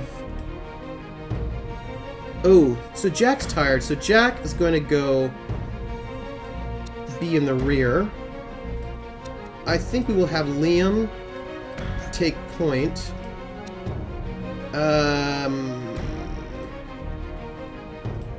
And let's see. We could have Dr. Janej hit 4. Oops, sorry. Dr. Janej will be 4th position because he's a little tired too.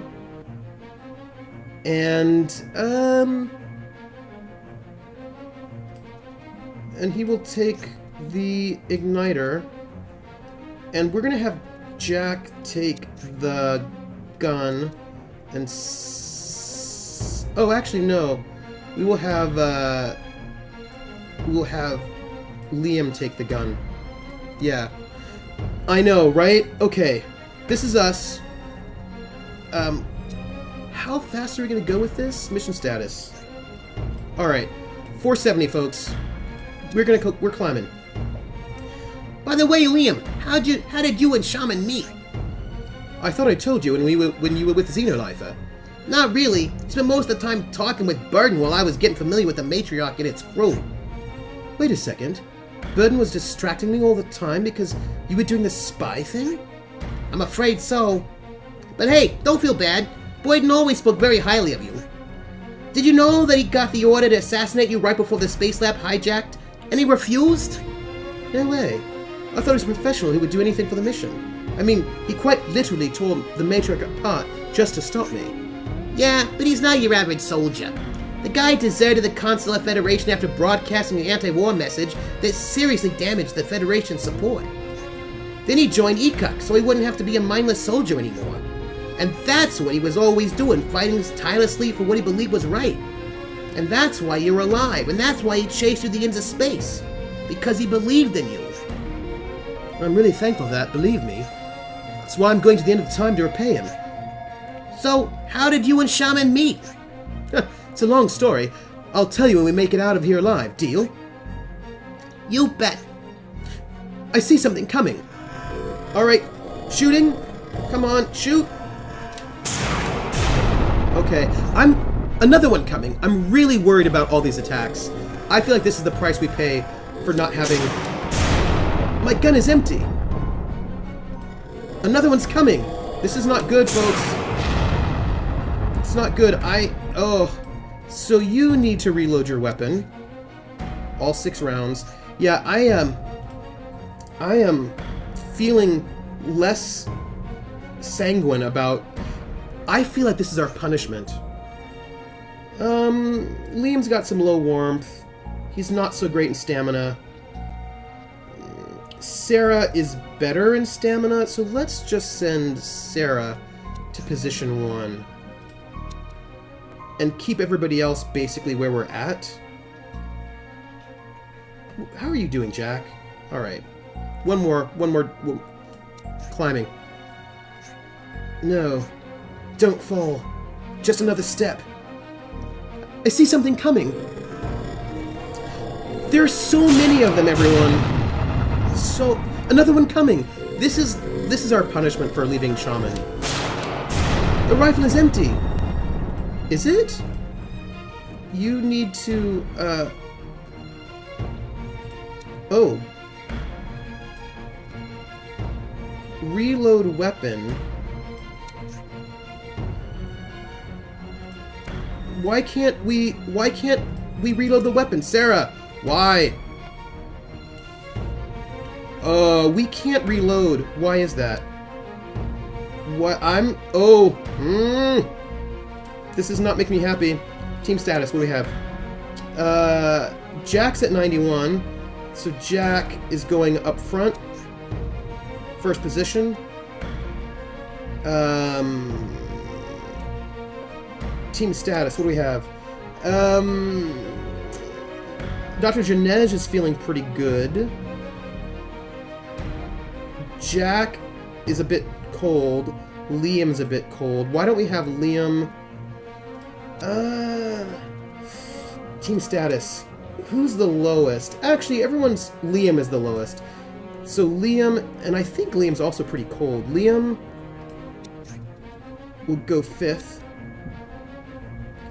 You're gonna take the rifle. But the rifle is empty. I don't like it, everyone. Rifle is empty.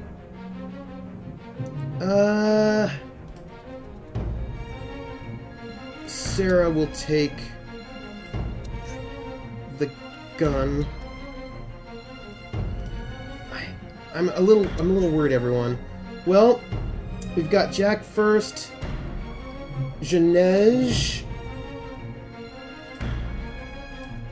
Why don't we have Janej take that second shot? Yeah, out of ammo, but for some reason I can't reload it. So I'm... Oh no, actually I can reload the weapon now. That's fine. Oh, let's do 3 rounds. And let's see, assess team's firepower.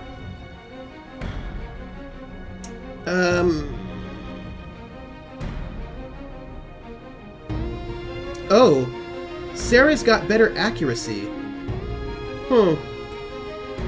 Well, all right. We're gonna climb another. We're gonna climb.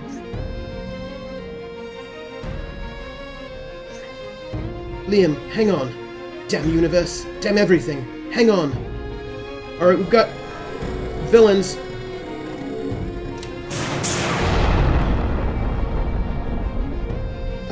Ammo at 3, ammo at 2. We'll try to hold on to it. I don't know, folks. I feel like we're getting really, we're getting really close. Why? Okay. Alright, where are we at? Mission status. 69 meters, folks. Keep climbing. Keep climbing. I won't let the Federation win. Just... damn. Huh. I think I can see one of those shrines in the distance. Okay. I wish we had Shaman here. I wish we had Shaman here. Yeah. I wish we had Shaman here. We are very close. This must be the last altar. Regain your stamina and... damn. How do we activate this one? We shouldn't have sent Shaman to the peak. But maybe if I just... Oh! Really? Ha! Take that! I think that thing was already expecting us. You're just lucky bastard. Yeah, sure. Now, ha. Ibredai berser on der sekti. Yeah, I know. Baramgau opmiral onoi. Urun, Dr. Janej, Sarah, Donald, Jack, Bariki Mai.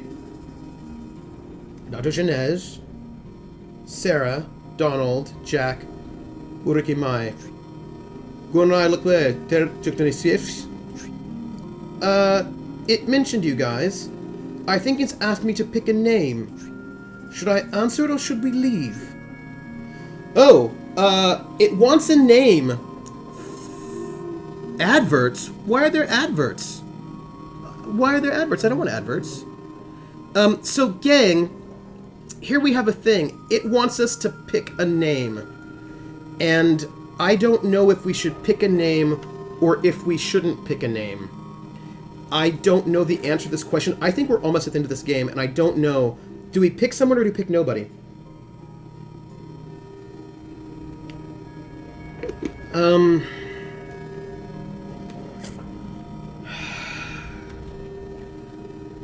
What if they're asking us, save someone and make their life perfect, and we could pick that person, it would be great. What if they are asking us to pick a name and that person dies? I don't know. I don't know what it's asking us, everyone. So, everybody on this team right now is important except for really Liam, but he can't pick himself. Yeah, I think I agree with you, Big Nugs. I think it might be a trap, and I think we pick nobody. Because it might be a trap. We better not mess with something we don't understand. Already saw how powerful these devices are. Let's keep moving, we're almost there. Yeah, I think you're right, Big Nugs. I bet it was something really great, but I don't know. You know? So, let's have Liam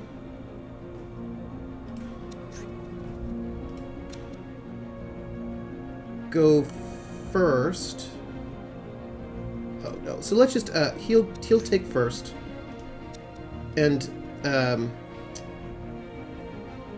I'm sorry. Actually, I don't want him first. I want Jack to take first, and I want what's our team status? Everyone should be good, right? Oh no, actually. Oh, Jack and Liam are actually quite cold. So let's have Donald in the rear, and let's have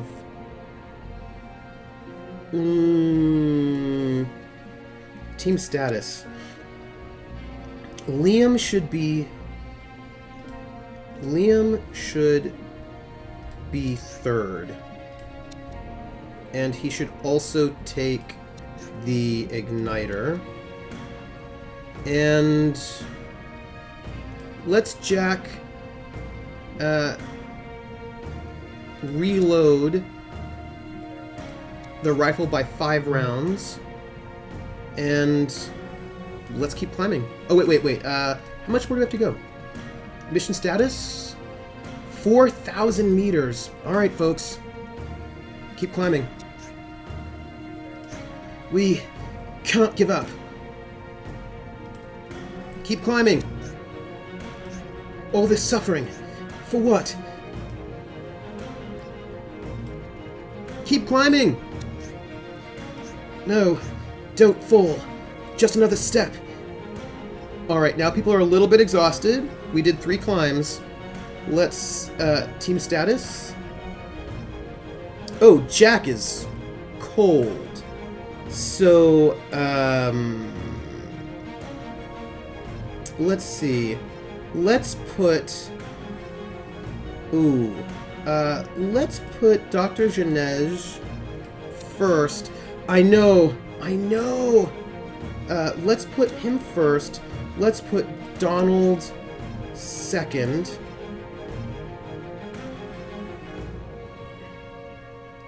Let's put... not Sarah. Let's put Jack third. And then let's also have Jack take the igniter. And team status. Liam is at 65, Sarah's at 71. So Liam should be last. And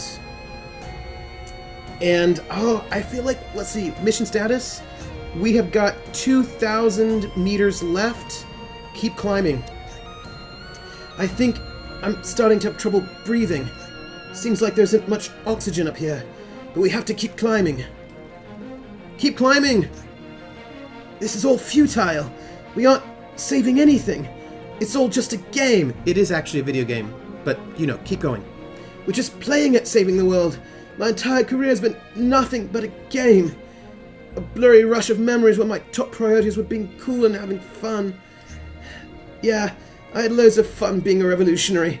After all, I acknowledged that I wasn't doing it for any righteous cause. Being Liam Farangao is just the most exciting option.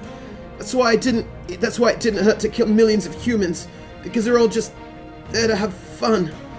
And then Burden came along to break the game. What a guy. He's not doing well right now. What's our team status, everyone? Jack's warm. Yeah. I know, right? He's taking all the stress damage.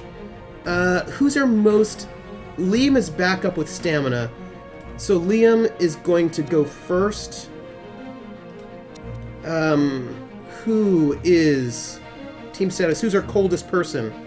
Sarah is our coldest person. So Sarah's going to be third. And she will take the igniter. And what else do we have? Team status. Oops. So Donald's okay up there. Jack is the most tired. So Jack is going to go 5th. And I think he has the rifle, so I think that's fine. Alright, gang, keep climbing. But I truly want every life form to be free. I think so. What is that? There's a ship? But if it wasn't for Shaman, my purpose in life would be something else entirely. What is that ship? I don't deserve any kind of respect. I fought for alien rights because Derevan inspired me. If I'd met a holistic dreamer, I'd spent 20 years fighting for the Emperor. It doesn't make a difference to me at all. I know, what is this ship? My true self is still trapped at the bottom of that tech-hive world, hungry for power, thrill-seeker, lost like a comet traversing the void, shining without a purpose. Shaman gave me one, but will my desires ever truly be my own? Is there anything I really want? I feel like climbing this mountain isn't about saving the world, but about finding an answer. And Burden always seemed to hold that answer. He knows. He knew all the time. Come on, tell me already. Ooh, I've never seen that ship before. Gang, what? Mission status. 1,000 meters. Alright, keep climbing. Again and again and again. Burden, Burden, Burden. Always Burden. I did exist before him, right? It's been so long. My past seems like nothing but a shadow from so far away. That's Burden in the space. Time and space, what ridiculous concepts when you look at them. The Mahun are right. Humans are just absent insects with unfair firepower, blasting their way through anything they dislike. But look at this mountain. It doesn't give a shit about humans. I don't get it. What the hell am I saying? I lost track of my line of thought. Maybe it's the cold, maybe it's the lack of oxygen, maybe both. Oh, gang. Gang. We are so close. We are so close, everyone. Team status. Dr. Janez is the coldest. Oh, Sarah has no stamina. People are exhausted. Alright, Dr. Janez, you're gonna have to go first. We might have to resort to boosts. I know. Who else? Team status? Jack. You hit second. Oh my gosh. Yeah, I think you're right. I think that is the ship we blew up. Team status. Donald's at 50. Liam's at 55. Oh my gosh. Wait, who's the coldest? Nobody's too bad. So Liam will hit 55. Third. And Liam, take the igniter. And Sarah, take that last position. And let's hope we can get you somewhere decent. Let's go, gang. I'm starting to get that feeling. What weirdness is happening? The one Agent Amber was investigating at the Everdusk. Things are getting weird, everybody. The anomaly. Burden trapped in a time loop. Something with a happy ending? Most times having to eat his fucking team because of me. Sometimes it felt right, sometimes it felt unfair. Fate. Decisions being made for us by some ground force of nature. Our bodies but avatars of some galactic wish. That's us. We keep doing these ridiculous things. We'll die again and again and again. We'll try to make it with everyone alive. We'll try to get it done in a very short time. We'll try to climb to the peak while using none of the doctor's shots, while having Donald lead the team, or while rejecting all the Oatmahum Shrine offerings. I don't even know why. Everything sounds absurd. This game is super meta, everyone. The game is super meta. What am I even saying? I feel drugged. The lack of oxygen is mixing everything up in my mind. I don't even know what's real and what's not anymore. Or if there's anything real at all. That's just a human concept, right? Dunharai, Oatmahun, Melau, the Rakuas. Don't fuck it up this time, Trooper SJP. Gang! They just... Gang, He just talked to me. Gang, they just what? Did you just see that? It's me! They're talking, yeah. Maybe he got into the stimulants. People are really tired. Nobody's particularly, I mean, Dr. Genez is sort of cold. Jack? Alright, well, how much time do we, how much more do we have to go? We are almost there. I think we can just make it to the next spot. Keep climbing. Don't take this from me. All these years fighting. Damn. Time to catch our breath. There's an Oatmahun Shrine right up ahead. Gang! Oh, it's the last one. Oh, gang! It's the last one! Hey, Asteni, how are you doing? We got to the top of the mountain. Finally, we did it. So this is what you were looking for, Shaman? Yes. Asteni, how are you doing? We're at this, big climactic moment. And it's even more powerful than I imagined. This Dunharai is exceptionally high, almost in direct contact with the stars. It wasn't lying about Shaman, so that's good to know. And the inscriptions on the slab device. What? I believe this is some sort of cage for humankind. It says, Bremjiva Foborgao Inorgao Asmid. All the paths for humans are war. And it follows, every war ends here. And the Gao shall protect them all. Ooh! Oregon Trail. Nice! I should see you do that. Which Gao? Protect every war, you mean? Damn polyvalent word. Ugh. That's all. But I bet our Gao here is Burden. I can feel him as if I had him in front of me. I can try and release the Dunharai's power if you want. Burden is the only thing this Dunharai holds. The key for humankind's cage, or best said, its guardian. Do it. Let's end this once and for all.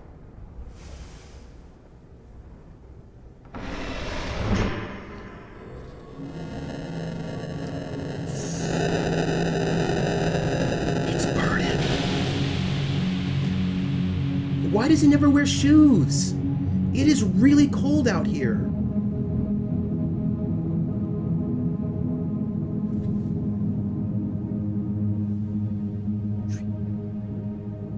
Liam, Jack, you're here.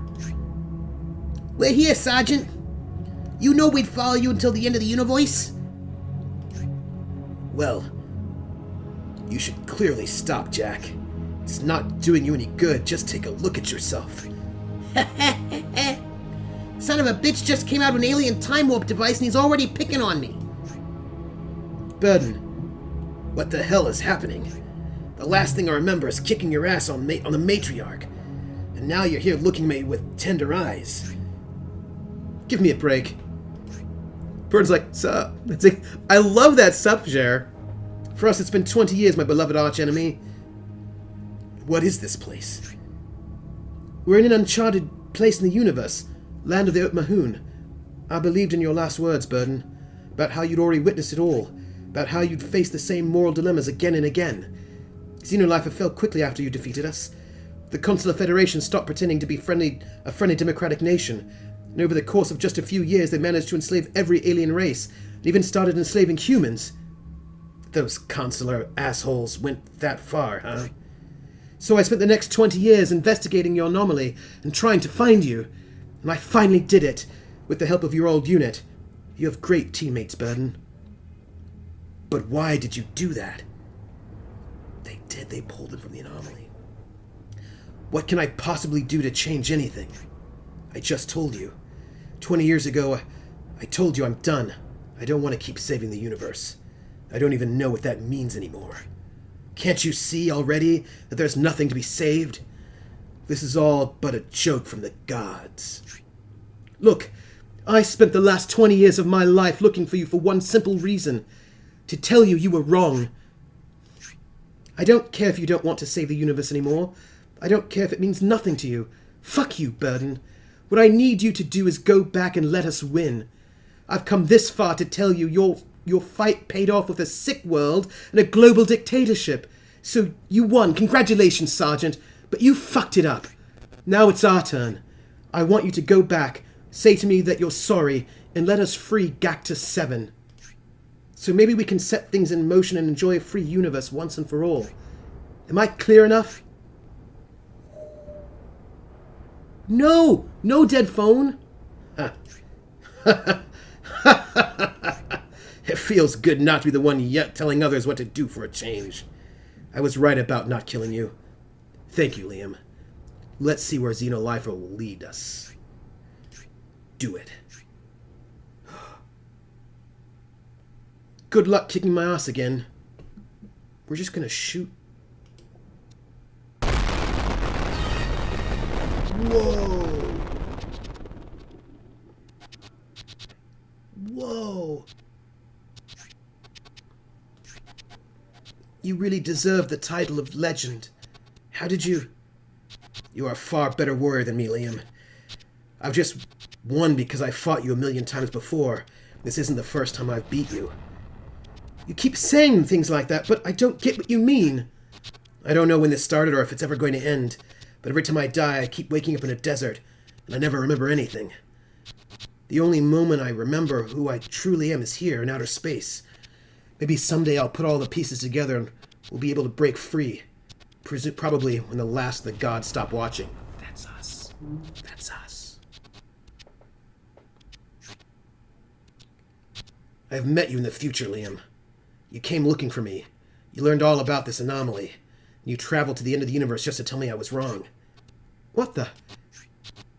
I hope that if I beat you, if I saved this wicked world at least one time, I'd get the meaning of it all. But the sense of saving lost its meaning after so many tries. That's a metaphor for saving games, you know. This is the only insight I can share with you after all this cycle script. Our universe is just a joke. I'm sorry, Liam. I don't really get what you're talking about. But if I traveled through time and space just so you would let me win, that just dispels all the doubts you planted on me with your fists. Let's do this, Burden. Let's shake the foundations of the Consular Federation. You don't get it. I don't really care. I've told you a million times, but you never remember. But that's fine, I guess. I hope you find the universe you long for. And now we choose Xenolifer. Thank you, Burden. Goodbye, Liam.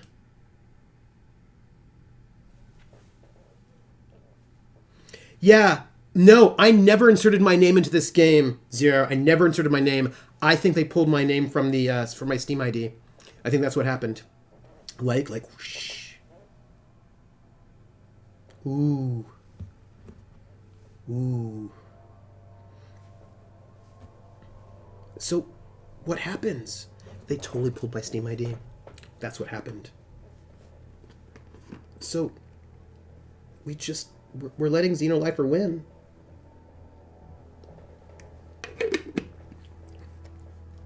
What happens?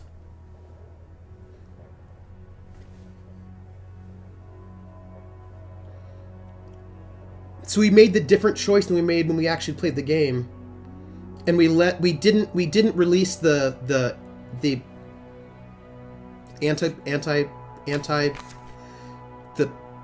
we didn't release the thing that would save the people, so that Gactus 7 dies.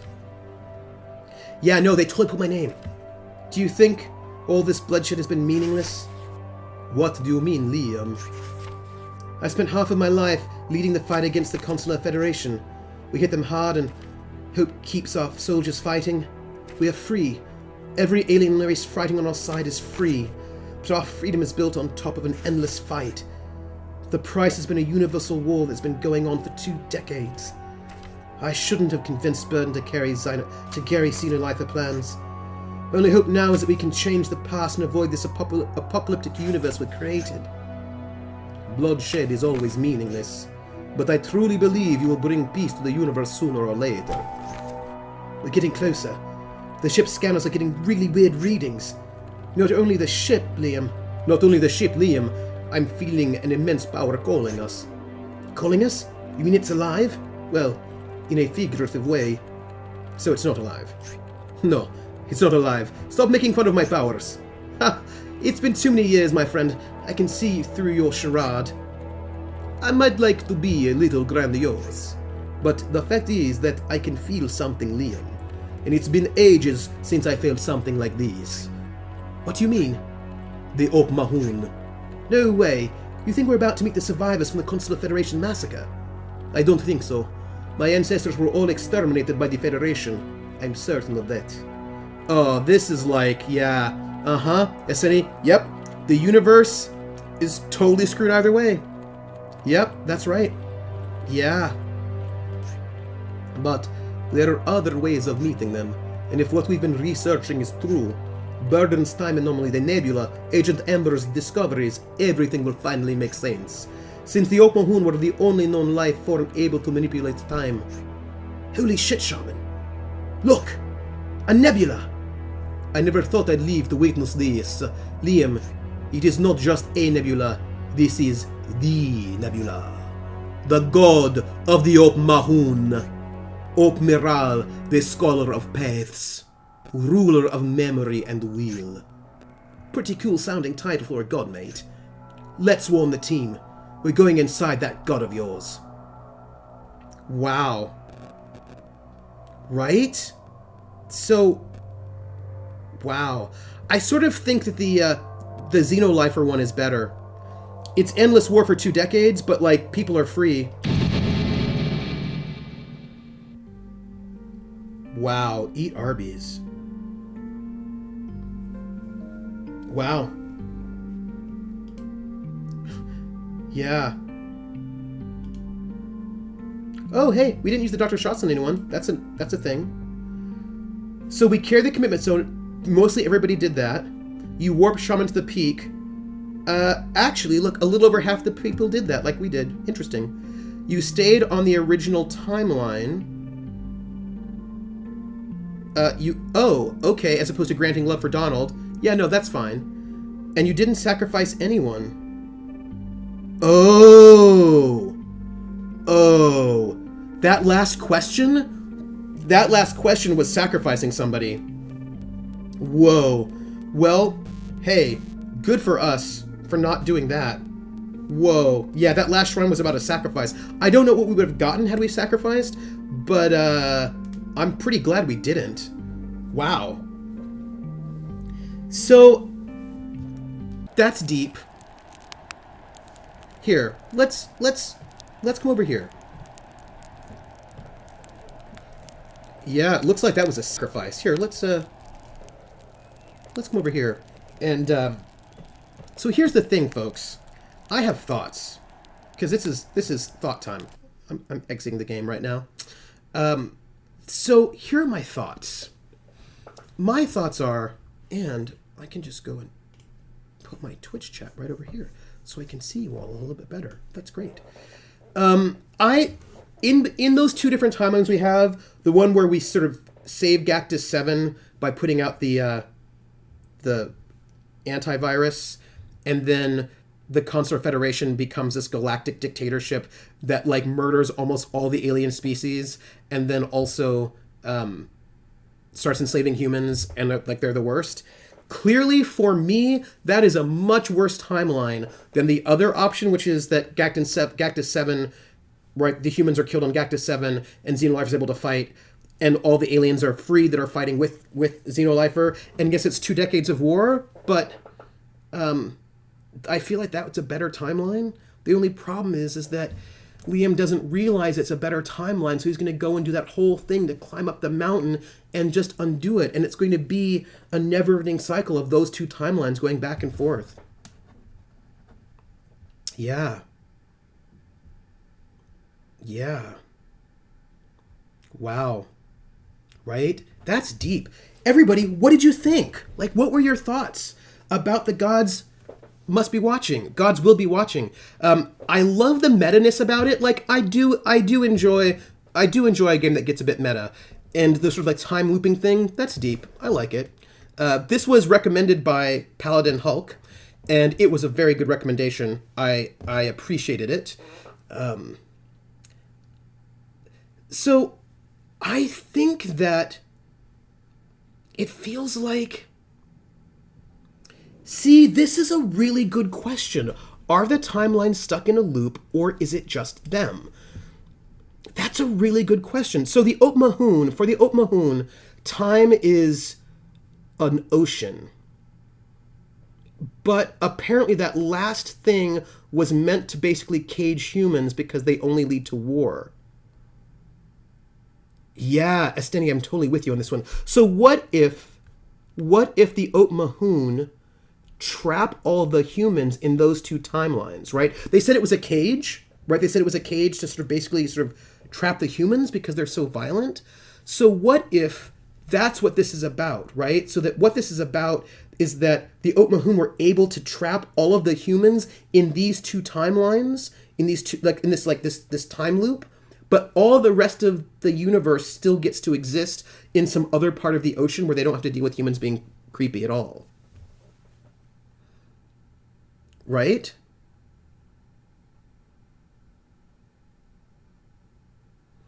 Yes, but he doesn't care anymore. But he only sees that particular time loop, right? So like he's in this time loop, but here's the thing, right? He's trapped in this cage, which is the Otmahun cage to sort of save the rest of the universe, maybe?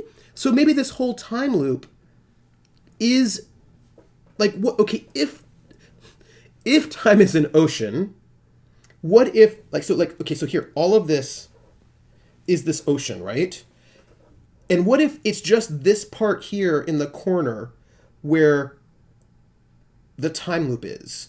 And so this sort of like human supremacist space is just stuck in this little bit of the ocean, but then all the rest of the ocean is not, none of that is happening at all.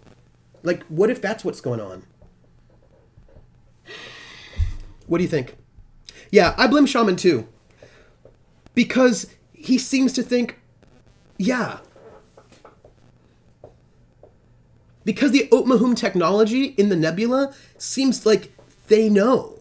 They know.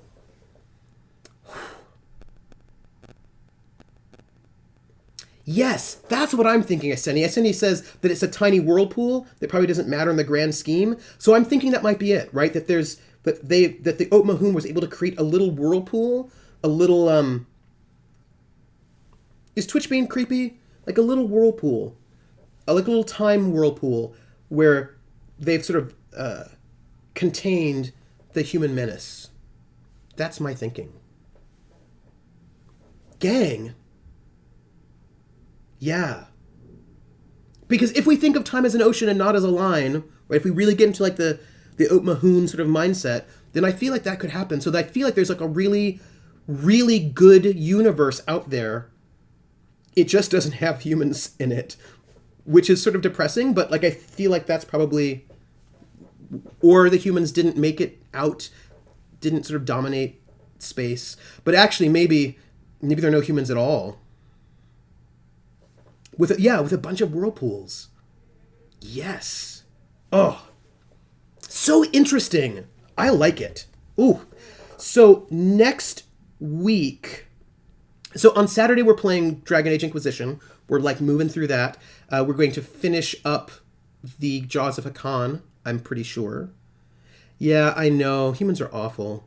Next Thursday we're going to play Doki Doki Literature Club, which I hear, which is a recommendation from Lizzie the Bold, and I hear it's super like interesting and like there's gonna be surprises to it.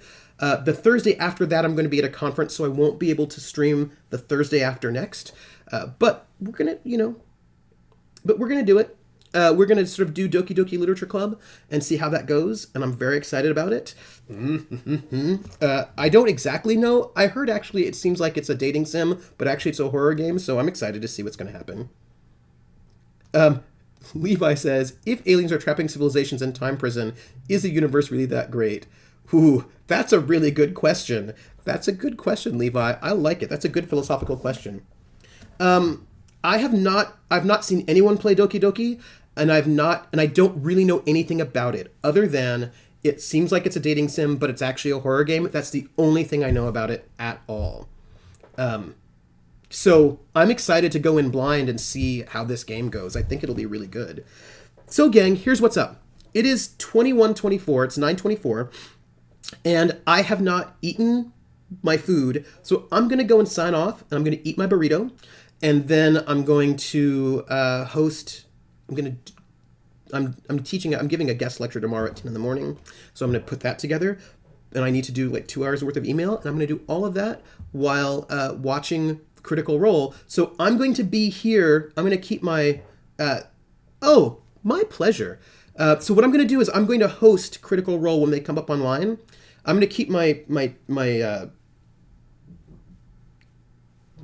chat room open, but I'm going to host it so that if you want to watch Critical Role in a chat room that does not have 20,000 people, come and watch with us here. And that's good. So I'm going to get some food, and then I'm going to come back in for the CR host party, and it's going to be great. And Esteni, thank you for being here with us, and I'm glad you were able to catch the end of the stream as well. And I'm looking forward to Doki Doki Literature Club next week, and then of course also Dragon Age Inquisition tomorrow, Saturday at noon Eastern Standard Time. So take care, everybody. I'm going to stop the stream, but we are going to be hosting in like 15 minutes. So I will see you all. I'm going to say goodbye, but I'm going to see you all in chat. We're going to see each other. It'll be fine. And hey, if you're not a member of the Discord, oh yeah, I'm going to eat this burrito. I've got a burrito over there. I'm going to eat it. And then, oh yes, Gexy, I meant to eat the burrito before starting the stream, but I had to set up all the stuff and it took longer than I imagined. So I'm starving. I think I'm past starving into the point where I'm not starving anymore, but I need to eat. And that burrito is waiting for me. So thank you all for being here. There was something I wanted to tell you. Oh, if you're not a member of the Discord, come and join our Discord because we have one and it is great. And I would love to hear all the things you think about Gods Will Be Watching. Go to Video Game Musings and tell me all your thoughts about it now that we've finished it. Give me all your thoughts. So I will see you all. I'm going to go eat my burrito, but I'm going to we'll have a hosting party in like 15 minutes. So take care, everybody. Good times. Take care.